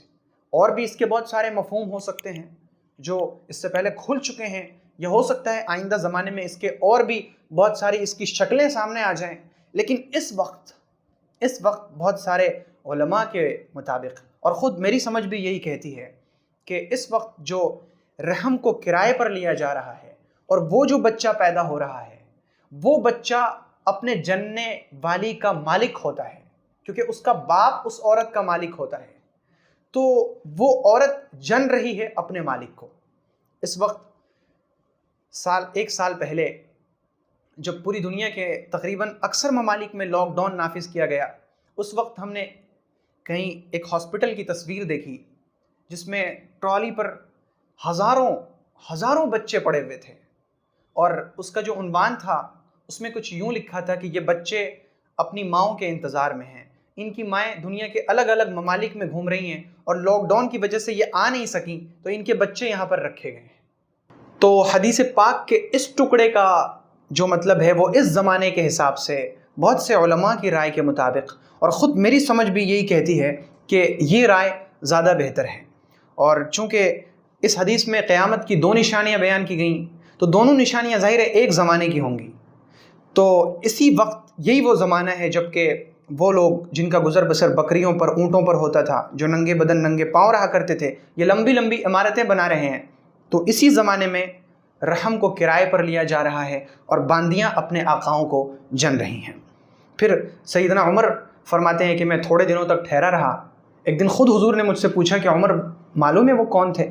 ہم نے کہا ہمیں تو نہیں معلوم، اللہ اور اس کے رسول زیادہ بہتر جانتے ہیں۔ پیغمبر علیہ السلام نے فرمایا کہ وہ جبرائیل تھے اور تمہیں دین کی باتیں سکھانے آئے تھے۔ ایمانیات کے تعلق سے یہ حدیث نہایت عظیم الشان حدیث ہے۔ اس حدیث کے اندر ایمانیات ان چیزوں کا تفصیلی بیان ہے جن چیزوں کے اوپر ایمان رکھنا ہر مومن پر فرض ہے۔ آپ دیکھیں اسلام کے تمام ارکان کا بیان ہو گیا کہ اسلام کے 5 ارکان ہیں، 6 چیزوں پر ایمان لانا ہے ہمیں، بہت ضروری۔ اس کے بعد قیامت کب آئے گی اس کا پتہ چل گیا کہ قیامت کب آئے گی یہ اللہ کے سوا کسی کو نہیں معلوم، لیکن اس کی کچھ نشانیاں ہیں۔ قیامت 3 طرح کی ہوتی ہے، قیامت کی 3 قسمیں ہیں۔ ایک ہے قیامت صغریٰ، چھوٹی قیامت۔ یہ چھوٹی قیامت صغریٰ، ہر شخص کی قیامت تب قائم ہو جاتی ہے جب وہ مرتا ہے۔ پیغمبر صلی اللہ علیہ وسلم نے فرمایا من مات فقد قامت قیامتہ، کہ جو مر گیا اس کی قیامت قائم ہو گئی۔ تو یہ ہے ہر شخص کی اپنی ایک ذاتی قیامت، میں مروں گا میری قیامت قائم ہو جائے گی، دوسرا شخص مرے گا اس کی قیامت قائم ہو جائے گی۔ ایک دوسری قیامت ہے قیامت وسطیٰ، درمیانی قیامت۔ یہ پیغمبر صلی اللہ علیہ وسلم کی احادیث سے پتہ چلتا ہے کہ یہ جو 1 صدی ختم ہوتی ہے، 1 صدی کا ختم ہو جانا یہ قیامت وسطیٰ ہے۔ ایک شخص نے پیغمبر صلی اللہ علیہ وسلم سے پوچھا یا رسول اللہ قیامت کب آئے گی؟ آپ صلی اللہ علیہ وسلم نے ایک چھوٹے بچے کی طرف اشارہ فرمایا کہ جب یہ بوڑھا ہو جائے گا تب قیامت آ جائے گی، یعنی جب 1 صدی گزر جائے گی، 1 قرن ختم ہو جائے گا، 100 سال کا عرصہ گزر جائے، تو یہ ہے قیامت وسطیٰ، درمیانی قیامت۔ اور ایک آخری قیامت ہے جس کا ہمیں بھی انتظار ہے، آپ کو بھی انتظار ہے، وہ قیامت جس کے اوپر ایمان لانا فرض ہے، وہ ہے وہ دن جس دن سارے فیصلے کیے جائیں گے، جس دن اللہ رب العزت اپنے عرش کے ساتھ اترے گا قیامت کے میدان میں، اور پھر ایک ایک چیز کا حساب و کتاب کیا۔ اس حدیث سے ہمیں بہت ساری چیزیں سمجھ میں آتی ہیں۔ پہلی چیز تو یہ کہ حضرت جبرائیل علیہ السلام اللہ کے نبی صلی اللہ علیہ وسلم کے پاس تشریف لائے تو آپ کے کپڑے سفید تھے۔ اس کا مطلب یہ ہوا کہ مردوں کو چاہیے کہ وہ سفید کپڑا پہنیں، سفید اللہ رب العزت کو پسند ہے۔ ایک چیز یہ معلوم ہوئی۔ دوسری چیز یہ کہ جب حضرت جبرائیل تشریف لائے ہیں تو آپ کے بال بہت کالے ہیں۔ اس کا مطلب یہ ہوا کہ دین کا علم جوانی میں حاصل کیا جائے۔ جوانی یہ اللہ تعالیٰ کی ایک خاص نعمت ہے۔ جوانی کے بارے میں خاص طور سے سوال کیا جائے گا کہ وعن شبابہ فیما ابلاہ، تم نے اپنی جوانی کو کہاں بوسیدہ کیا، تم نے کس چیز میں اپنی جوانی خرچ کی۔ ہماری جوانی علم دین کو حاصل کرنے میں خرچ ہو، یہ ہمارے لیے سعادت، خوش نصیبی، خوش قسمتی کی چیز ہے۔ اب ہماری یہ کوشش رہے گی کہ ہم تازہ فکر کی طرف سے وقتاً فوقتاً نئے کورسز شروع کرتے رہیں گے۔ آپ کی یہ کوشش ہو کہ آپ ان کورسز کو نوجوانوں تک پہنچائیں، اور ہم سب مل کر یہ عزم کریں کہ انشاءاللہ ہم سب مل کر تازہ فکر کے پیغامات کو پوری دنیا تک پہنچائیں گے انشاءاللہ۔ تیسری چیز یہ معلوم ہوئی کہ حضرت جبرائیل علیہ السلام آئے ہیں تو پیغمبر صلی اللہ علیہ وسلم کے سامنے دو زانو بیٹھے ہیں، تو اگر ہم اپنے کسی بڑے کے سامنے بیٹھیں تو ادب کے ساتھ بیٹھیں۔ پھر جب اس حدیث سے جڑا واقعہ وہ جس میں صحابہ کرام نے پوچھا تھا یا رسول اللہ میرا باپ کون ہے، یا رسول اللہ میرا باپ کون ہے، اس سے یہ معلوم ہوا کہ جو شخص علم حاصل کر رہا ہے اسے چاہیے کہ جب علماء سے سوال کرے تو فضول چیزوں کے بارے میں سوال نہ کرے۔ تو انسان کو چاہیے کہ جب وہ علماء سے سوال کرے فضول چیزوں کے بارے میں نہ پوچھے بلکہ مفید سوالات کرے۔ آپ دیکھیں اس حدیث میں حضرت جبرائیل نے اللہ کے نبی صلی اللہ علیہ وسلم سے اسلام، ایمان، احسان، قیامت اور علامات قیامت کے بارے میں پوچھا، جو کہ ایمان کی سب سے بنیادی چیزیں ہیں۔ تو ہمیں چاہیے کہ ہم علماء سے مفید سوالات کریں، فضول سوال کر کے علماء کا وقت برباد نہ کریں۔ پھر اس سے یہ بھی معلوم ہوا کہ جس چیز کا ہمیں علم چاہیے اس کے بارے میں ہم پوچھنے سے اور سوال کرنے سے جھجکیں نہیں، شرم محسوس نہ کریں۔ اگر کوئی ایسا معاملہ ہے جو بہت خاص ہے، جو بہت اندرونی معاملہ ہے، جسے ہم لوگوں کے سامنے بیان نہیں کر سکتے، لیکن اس سلسلے میں بھی اگر ہمیں شریعت کی رہنمائی چاہیے تو علماء سے پوچھنے میں شرم نہیں کرنا چاہیے۔ پیغمبر صلی اللہ علیہ وسلم نے فرمایا نعم النساء نساء الانصار لم يمنعهن الحیاء ان يتفقهن فی الدین، کہ انصار کی عورتیں کتنی اچھی ہیں کہ انہیں شرم و حیا نے دین کی سمجھ بوجھ حاصل کرنے سے نہیں روکا، یعنی یہ شرم کی وجہ سے دینی علم حاصل کرنے میں نہیں روکی، یہ شرمائی نہیں، یہ جھجکی نہیں، ان کو شرم و حیا ان کے آڑے نہیں ہوئی، انہوں نے شرم کو الگ ہٹا کے رکھ دیا، دین کا علم حاصل کرنے میں کوئی شرم نہیں۔ تو جب بھی کوئی دینی معاملہ ہو تو اسے علماء سے پوچھنے میں، دریافت کرنے میں کسی طرح کی کوئی شرم نہیں ہونی چاہیے۔ تو یہ چند اسباق ہیں جو ہمیں اس حدیث سے ملتے ہیں، اور ہمیں اس حدیث سے معلوم ہوا کہ ایمان اور اسلام کی بنیادی چیزیں کیا ہیں۔ تو ایمانیات کے تعلق سے یہ حدیث جبرائیل بہت اہم مانی جاتی ہے۔ الحمدللہ اس کی تشریح سامنے آ گئی۔ اللہ رب العزت کا اس پر جس قدر شکر ادا کیا جائے وہ کم ہے۔ اب جو ہمارا تیسرا موضوع ہے وہ ہے فقہ۔ فقہ کا مطلب ہے مسائل کے بارے میں معلومات حاصل کرنا۔ فقہ یعنی وہ چیزیں جس کا تعلق ہمارے عمل سے ہے، جیسے ہم نماز پڑھتے ہیں، ہم روزے رکھتے ہیں، حج کرتے ہیں، زکوٰۃ دیتے ہیں، جو بھی ہم کام کرتے ہیں ان کاموں کو ہمیں شریعت کی روشنی میں کرنا ہے۔ تو شریعت کی وہ روشنی جو ہمارے عمل میں ہماری رہنمائی کرے اسے فقہ کہتے ہیں۔ فقہ مسائل میں جو سب سے اہم چیز ہے وہ ہے نماز، اور نماز کے لیے جو سب سے زیادہ ضروری چیز ہے وہ ہے پاکی، اور پاکی میں بھی جو سب سے زیادہ اہم چیز ہے وہ یہ کہ ہمارا جسم اور ہمارا کپڑا وہ نجاست سے پاک ہو، یعنی ناپاکی سے پاک ہو۔ اب وہ کون کون سی چیزیں ہیں جو ناپاک ہیں اس کا جاننا ہمارے لیے ضروری ہے۔ سب سے پہلی چیز جو ناپاک ہے وہ ہے مردار وہ جانور جو فطری موت مر گیا، یا اسے کسی درندے نے چیر پھاڑ دیا، یا کسی نے اس کا گلا گھونٹ دیا تو وہ مر گیا۔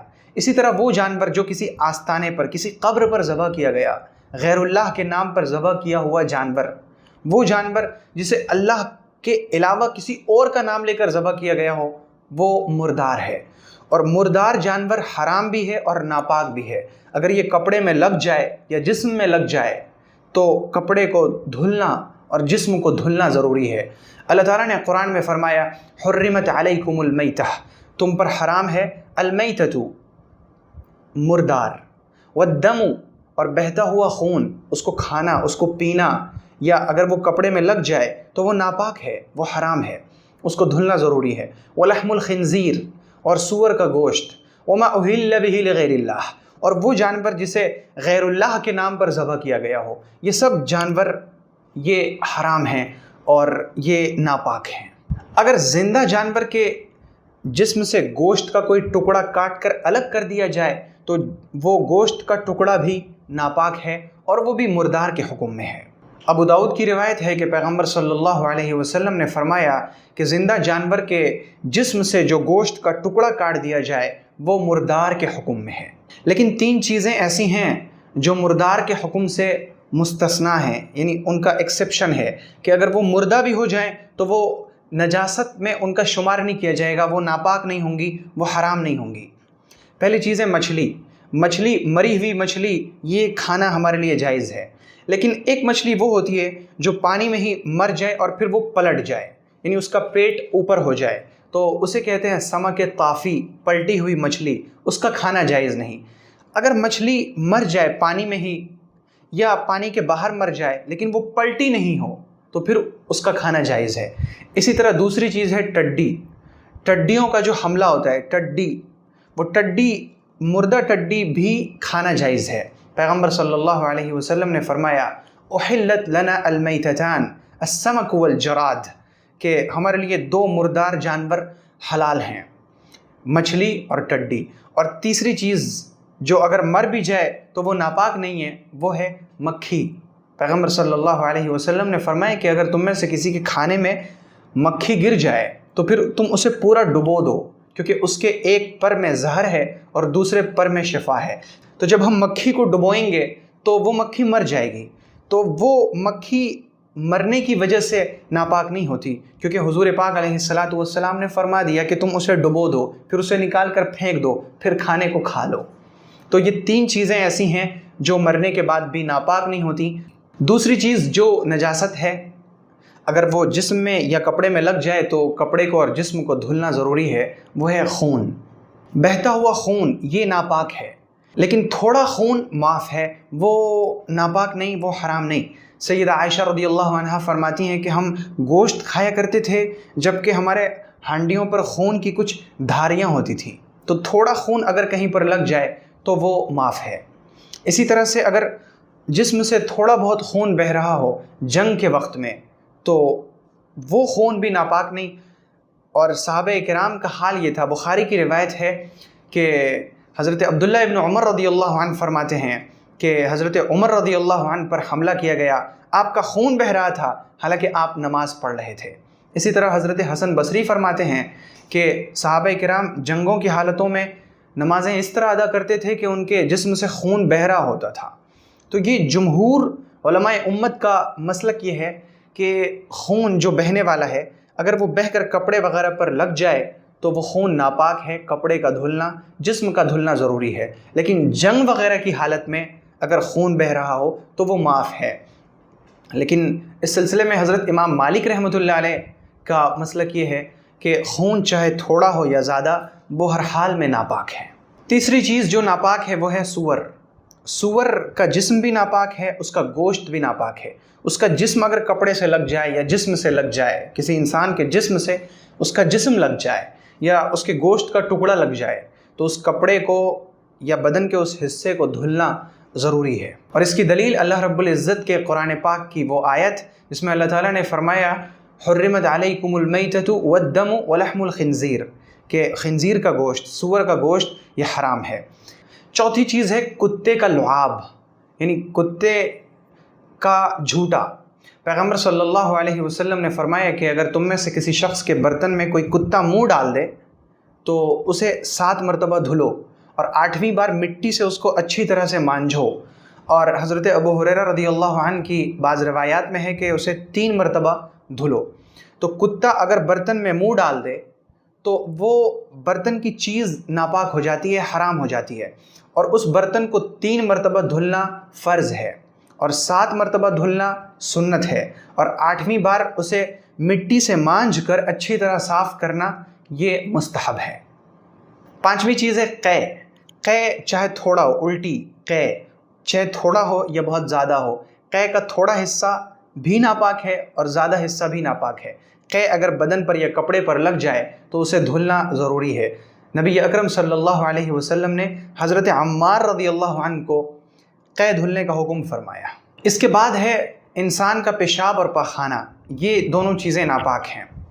پھر ہے چھوٹے بچے کا پیشاب، تو اس میں مسئلے میں ذرا سا فرق ہے کہ اگر چھوٹا بچہ پیشاب کرے، لڑکا اگر دودھ پیتا بچہ پیشاب کرے تو اس کے پیشاب میں زیادہ سختی نہیں ہے، اس کا پیشاب اگر کپڑے پر لگ جائے تو صرف کپڑے پر پانی کی چھینٹیں مار دینے سے کپڑا پاک ہو جائے گا۔ لیکن اگر چھوٹی دودھ پیتی ہوئی بچی کسی کپڑے پر پیشاب کر دے تو اسے دھلنا ضروری ہے۔ مسند احمد کی روایت ہے، پیغمبر صلی اللہ علیہ وسلم نے فرمایا کہ اگر بچہ پیشاب کرے تو اس پر چھینٹیں مار دو، اور اگر بچی پیشاب کر دے تو اسے دھل ڈالو۔ لیکن یہ فرق تب ہے جب دودھ پیتا بچہ ہو یا دودھ پیتی بچی ہو۔ اگر دودھ کے بعد وہ بچہ غذا کھاتا ہے، یعنی اب اس نے دودھ چھوڑ دیا ہے، تو پھر اس کے پیشاب کو بھی دھلا جائے گا اور بچی کے پیشاب کو بھی دھلا جائے گا۔ بچہ اور بچی دونوں کے پیشاب میں فرق تب ہے جب دونوں دودھ پی رہے ہوں۔ اس کے بعد ہے مزی اور ودی۔ مزی انسان کی شرمگاہ سے نکلنے والا وہ پانی جو شہوت کی حالت میں نکلے۔ منی سے پہلے جو پانی ہلکا ہلکا نکلے وہ مزی ہے۔ مزی ناپاک ہے، اگر وہ کپڑے میں لگ جائے تو کپڑے کو دھلا جائے گا۔ حضرت علی رضی اللہ عنہ فرماتے ہیں کہ مجھے بہت مزی آیا کرتی تھی، میں نے نبی اکرم صلی اللہ علیہ وسلم سے اس کا حکم معلوم کیا تو آپ نے فرمایا کہ اسے دھل ڈالو اور وضو کر لو۔ تو مزی کے نکلنے سے انسان کا وضو ٹوٹ جاتا ہے، اور مزی اگر کپڑے میں لگ جائے تو کپڑا اس جگہ پر ناپاک ہو جاتا ہے، اس جگہ کو دھل دینا چاہیے۔ اسی طرح سے ایک چیز ہے ودی۔ ودی عام طور سے جن لوگوں کو اس کی بیماری ہو جائے تو انہیں پیشاب سے پہلے یا پیشاب کے بعد وہ سفید پانی باہر نکلتا ہے، اسے ودی کہتے ہیں۔ اس کا بھی یہی حکم ہے کہ یہ ناپاک ہے۔ اب اس کے بعد ہے منی۔ منی پاک ہے یا ناپاک ہے، اس سلسلے میں علماء کا اختلاف ہے۔ بعض علماء کے نزدیک منی پاک ہے، اگر وہ کپڑے میں لگ جائے تو اس کو دھلنا ضروری نہیں۔ بعض علماء کے نزدیک منی ناپاک ہے، کپڑے کو دھلنا ضروری ہے۔ جو لوگ کہتے ہیں کہ منی ناپاک ہے، کپڑے کو دھلنا ضروری ہے، ان کے نزدیک بھی تفصیل ہے۔ تفصیل یوں ہے کہ اگر منی خشک ہو اور وہ جم گئی ہو تو اسے صرف رگڑ دینا یا اسے اڑا دینا یہ کافی ہے، اسے دھونا ضروری نہیں۔ لیکن اگر منی تر ہو اور کپڑے کے اندر جذب ہو جائے اور داغ کی شکل اختیار کر لے تو پھر اس کا دھلنا ضروری ہے۔ یہ ان لوگوں کا معاملہ ہے جو کہتے ہیں کہ منی ناپاک ہے، اور جن کے نزدیک منی پاک ہے ان کے ہاں اگر منی کپڑے میں پھیل جائے یا جم جائے دونوں کا حکم ایک ہی ہے کہ اسے دھلنا ضروری نہیں۔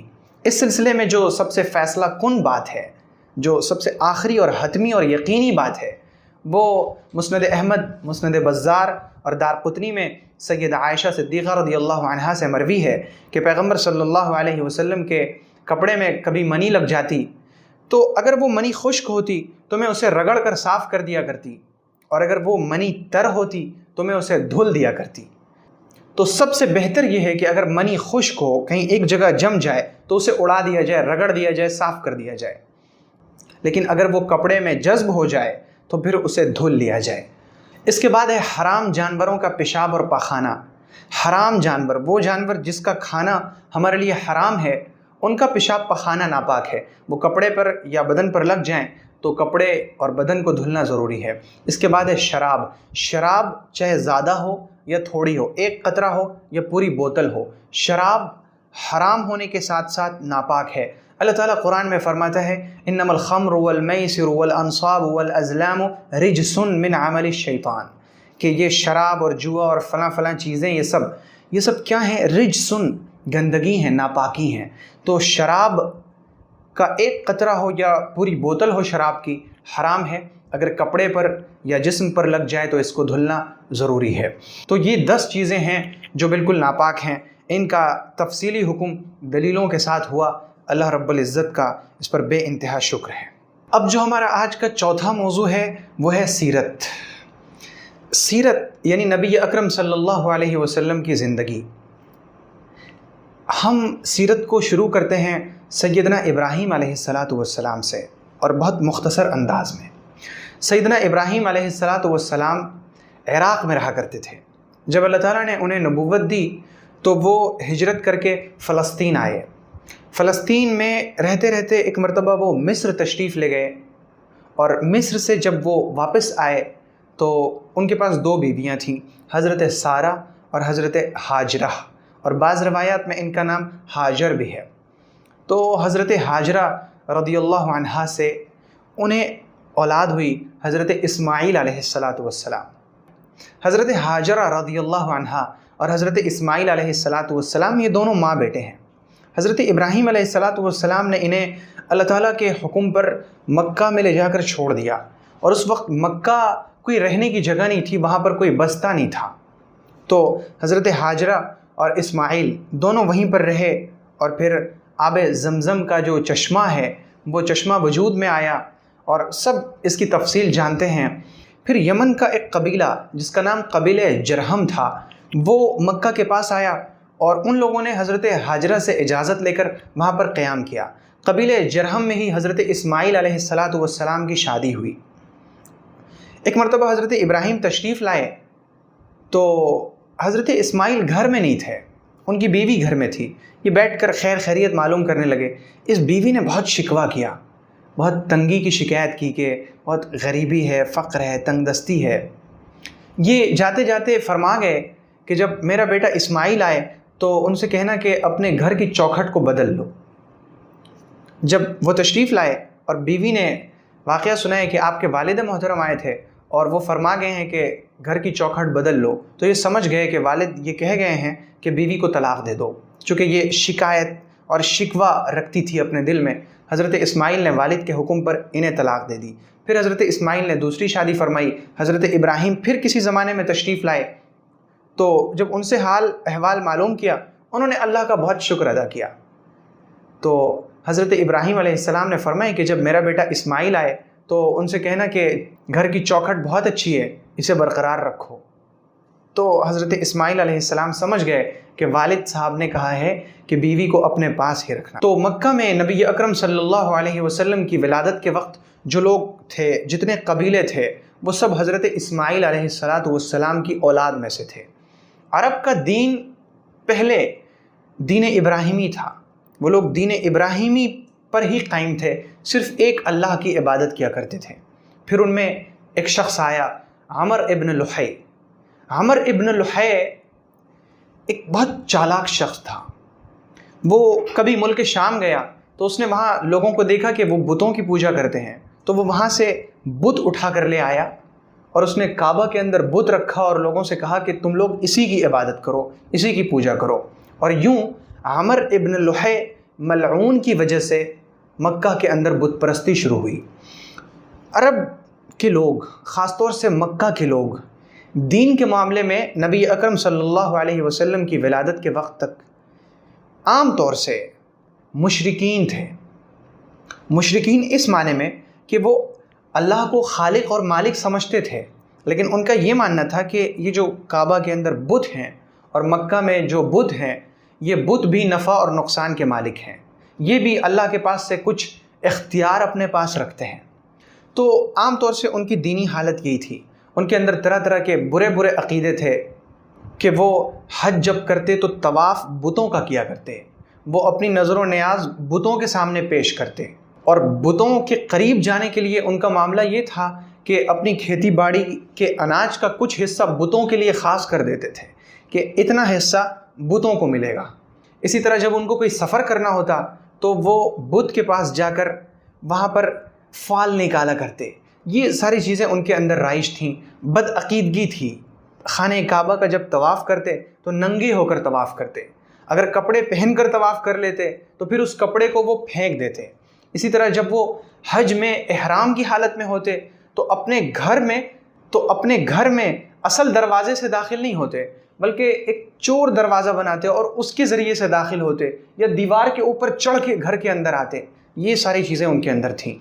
ان کی جو اجتماعی حالت تھی وہ یہ تھی کہ چھوٹی چھوٹی باتوں پر بڑی بڑی جنگیں ہو جایا کرتی تھیں، یہاں تک کہ عرب کی مشہور لڑائیاں ہیں جو 40 سال تک چلتی رہی ہیں۔ چھوٹی چھوٹی سی بات پر، پہلے پانی میں بھروں گا، دوسرا کہتا ہے کہ میں پہلے کنویں سے پانی نکالوں گا۔ اتنی چھوٹی چھوٹی سی بات پر ان کے ہاں لڑائیاں ہو جاتی، ہر شخص اپنے قبیلے والوں کو آواز دیتا اور لڑائیاں چلتی۔ تو یہ ان کی اجتماعی حالت تھی۔ زنا بہت زیادہ عام تھا۔ زنا ان کے یہاں کوئی عیب نہیں تھا، بلکہ ان کے یہاں زنا ایک طرح کا فیشن مانا جاتا تھا۔ حضرت عائشہ رضی اللہ عنہا اس وقت کی صورتحال بتاتی ہیں کہ زمانے جاہلیت میں نکاح کے 4 طریقے تھے۔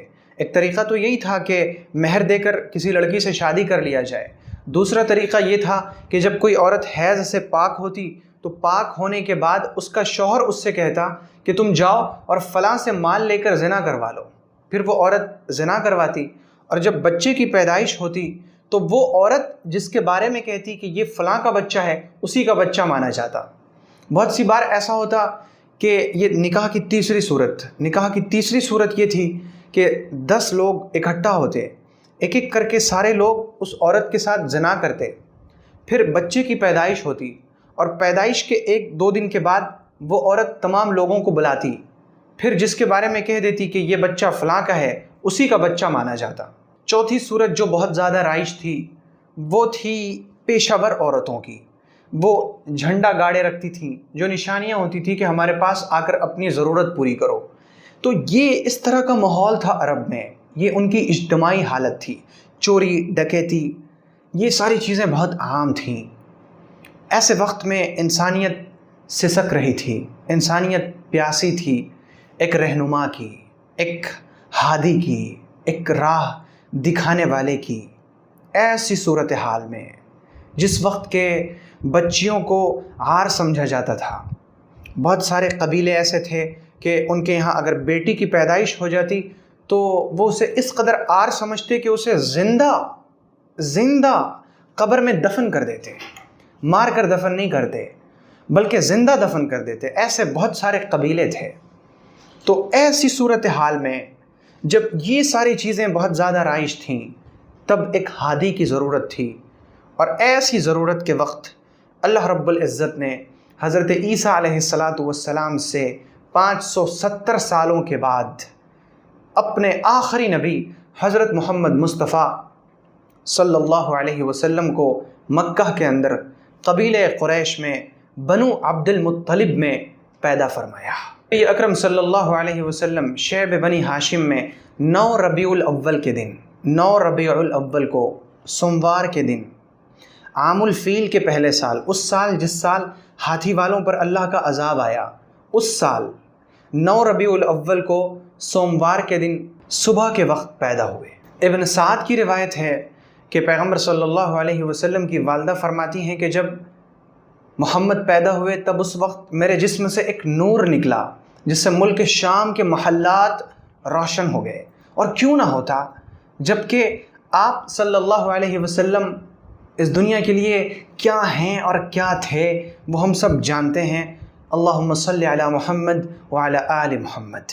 ولادت کے بعد آپ کی والدہ نے عبد المطلب کے پاس یعنی اپنے سسر کے پاس پوتے کی ولادت کی خوشخبری بھجوائی۔ وہ تشریف لائے، اپنے پوتے کو گود میں اٹھایا، اسے کعبۃ اللہ میں لے گئے، اللہ کا شکر ادا کیا، اور دادا عبد المطلب نے آپ کا نام محمد رکھا صلی اللہ علیہ وسلم۔ تو یہ نبی اکرم صلی اللہ علیہ وسلم کی پیدائش کے حالات ہیں۔ اب اس کے بعد کے حالات انشاءاللہ اگلی نشستوں میں بیان کیے جائیں گے۔ آج کا جو ہمارا 5واں موضوع ہے وہ ہے تزکیہ میں آج ہم یہ سیکھیں گے کہ ایک ایسی صفت جو ہمیں اپنے اندر داخل کرنی چاہیے، اور وہ ہے احسان کی صفت جسے ہم نے حدیث پاک کے موضوع میں سمجھا۔ احسان یہ ہے کہ ہم ہر وقت اس طرح رہیں، ہمارا دن اور ہماری رات، ہماری جلوت، ہماری خلوت، ہماری تنہائی، ہر وقت اس حال میں ہوں کہ اللہ ہمیں دیکھ رہا ہے۔ یہ ہے احسان۔ اس کا اعلیٰ درجہ یہ ہے کہ ہم اللہ کو دیکھ رہے ہیں۔ تو حدیث پاک میں ہم نے اسے سمجھ لیا کہ احسان یہ ہے۔ احسان کی یہ کیفیت پیدا کیسے ہوگی؟ احسان کی یہ کیفیت پیدا اس طرح سے ہوگی کہ ہم اس صفت کی مشق کریں گے، اور ہم اس مشق کی شروعات نماز سے کریں گے۔ جب ہم نماز میں کھڑے ہوں اس وقت ہم یہ تصور کریں کہ ہم اللہ کو دیکھ رہے ہیں۔ یہ کیفیت اگر آ جائے تو پھر میری طرف سے مبارکباد قبول کیجیے، اللہ کا شکر ادا کیجیے۔ لیکن اگر یہ کیفیت پیدا نہ ہو سکے تو گھبرانے کی کوئی بات نہیں، پریشان ہونے کی کوئی ضرورت نہیں۔ اس کیفیت کو لائیے کہ اللہ ہمیں دیکھ رہا ہے، اللہ ہمیں دیکھ رہا ہے۔ پوری نماز اسی کیفیت کے ساتھ ادا ہو۔ پھر ہم ہر نماز میں، نفل ہو، سنت ہو، فرض ہو، واجب ہو، ہر نماز میں اس کیفیت کی مشق کریں۔ پھر عام زندگی میں ہم مشق کریں، ہم بیٹھے ہیں کچھ سوچ رہے ہیں تو ہمارے ذہن میں یہ تصور ہو اوپر کہ اللہ ہمیں دیکھ رہا ہے۔ ہم اللہ کی نظر سے ادھر ادھر ہو ہی نہیں سکتے، ہم اللہ کی نظر سے بھاگ ہی نہیں سکتے۔ اللہ تعالیٰ نے فرمایا فَإِنَّكَ بِأَعْيُنِنَا، تم میری نگاہوں میں ہو۔ أَلَمْ يَعْلَمْ بِأَنَّ اللَّهَ يَرَى، کیا تمہیں یقین نہیں کہ اللہ دیکھ رہا ہے؟ کیا تمہیں یقین نہیں کہ اللہ کی تم نگاہ میں ہو؟ تو ہم اللہ کی نگاہ میں ہیں۔ تو ہم جب آہستہ آہستہ اس کی مشق کریں گے کہ اللہ ہمیں دیکھ رہا ہے، اللہ ہمیں دیکھ رہا ہے، پھر ایسا ہوگا کہ جب کسی گناہ کے قریب جانے کی طبیعت چاہے گی، دل چاہے گا یہ گناہ کر لوں، اچانک یہ کیفیت آئے گی، اللہ ہمیں دیکھ رہا ہے، اس وقت ہم گناہ سے باز آ جائیں گے۔ تو احسان کی جب اس صفت کو ہم اپنے اندر پیدا کرنے کی کوشش کریں گے تو پھر ہمارے لیے گناہوں سے بچنا آسان ہو جائے گا انشاءاللہ۔ تو یہ بہت ہی مختصر بات تزکیہ کے تعلق سے سامنے آ سکی۔ اب جو ہمارا آج کا چھٹا اور آخری موضوع ہے وہ ہے قرآن کریم تجوید کے ساتھ۔ تجوید کا مطلب کیا ہے؟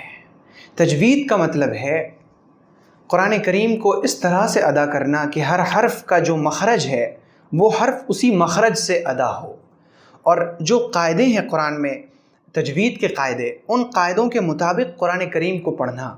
تجوید کی اہمیت اتنی ہے کہ اللہ رب العزت نے فرمایا وَرَتَّلْنَاهُ تَرْتِيلًا کہ ہم نے قرآن پاک کو جبرائیل کے واسطے سے نبی اکرم صلی اللہ علیہ وسلم کو ٹھہر ٹھہر کر پڑھوا کر سنایا۔ یعنی جبرائیل نے جو سنایا تو بہت جلدی میں نہیں سنایا، بلکہ ٹھہر ٹھہر کر آرام سے پڑھ کر سنایا۔ اللہ تعالیٰ فرماتا ہے وَرَتِّلِ الْقُرْآنَ تَرْتِيلًا کہ قرآن کو ٹھہر ٹھہر کر آرام سے تجوید کے ساتھ پڑھو، ترتیل کے ساتھ پڑھو، اور ترتیل کا مطلب ہے تجوید کے ساتھ پڑھنا۔ اب بہت سی بار ہوتا یوں ہے کہ ہم قرآن پاک کو بالکل عمومی انداز میں پڑھتے ہیں، تجوید کے قاعدوں کی رعایت نہیں کرتے اور تجوید کو اہمیت بھی نہیں دیتے۔ حالانکہ معاملہ یہ ہے کہ عربی زبان اس قدر نازک زبان ہے کہ اگر مخرج بدل جائے تو معنی بدل جاتا ہے۔ میں آپ کو ایک مثال دیتا ہوں کہ ایک عربی کا لفظ ہے ذل، ذل، ذال اور لام ذل، اس کے معنی ہے وہ ذلیل ہوا۔ اب ہم اسے اگر زال کو زا سے بدل دیں اور ہم کہیں ذل، ذل کے معنی ہے وہ پھسل گیا، پھر ہم اس کو پڑھیں ضاد کے ساتھ ضل، اس کے معنی ہے وہ گمراہ ہوا۔ اس کے بعد ہم اسے پڑھیں ضا کے ساتھ ضل، اس کے معنی ہے وہ گیا۔ اب آپ دیکھیے کہ یہ چاروں الفاظ ایک طرح کے ہیں، ذل، ضل، ضل، ذل۔ ایک حرف کے بدلنے سے معنی بدل جاتا ہے۔ ذل زال سے وہ ذلیل ہوا، ذل وہ پھسلا، ضل وہ گمراہ ہوا، ضل وہ گیا۔ تو صرف ایک حرف کے بدلنے سے معنی بدل جا رہا ہے۔ اسی لیے ضروری ہے کہ ہم قرآن پاک کو تجوید کے ساتھ پڑھیں۔ تو ہم سب سے پہلے جو عربی کے حروف ہیں ان حروف کو صحیح مخارج کے ساتھ ادا کرتے ہیں اور اسے سیکھنے کی کوشش کرتے ہیں۔ بسم اللہ الرحمن الرحیم۔ یہ جو الف ہے اس کے بارے میں یاد رہے کہ الف کو الف تب بولتے ہیں جب یہ خالی ہو، یعنی اس پر زبر، زیر یا پیش نہ ہو، ورنہ اگر اس کے اوپر زبر ہو یا اس کے نیچے زیر ہو یا اس کے اوپر پیش ہو تو اسے حمزہ کہتے ہیں، حمزہ یا الف۔ اس کے بعد ہے با، تا، سا، ثا، جیم، ح، خا، خا، دال، ذال، را، زا، سین، شین، صاد، ضاد، طا، ظا، عین، غین، فا، قاف، کاف، لام، میم، نون، واو، ہا، حمزہ، یا۔ یہ ہیں عربی کے حروف۔ ہم ان حروف کو انہی ادائیگی کے ساتھ پڑھیں تو صحیح ہے۔ انشاءاللہ تعالی اگلی نشست میں ہم تمام حروف کے مخارج کو بیان کرنے کی کوشش کریں گے کہ کون سا حرف منہ کے کس حصے سے ادا ہوگا انشاءاللہ۔ تو یہ آج کی نشست تھی، آج کی علمی مجلس تھی۔ آج کی علمی مجلس کو ہم اللہ رب العزت کے شکر کے ساتھ ختم کرتے ہیں۔ آپ اللہ کی امان میں رہیے۔ ہم سب ایمان و سنت کے ساتھ رہیں، اللہ رب العزت کی پناہ میں رہیں، اور ہم سب کا خاتمہ ایمان پر اور سنت پر ہو۔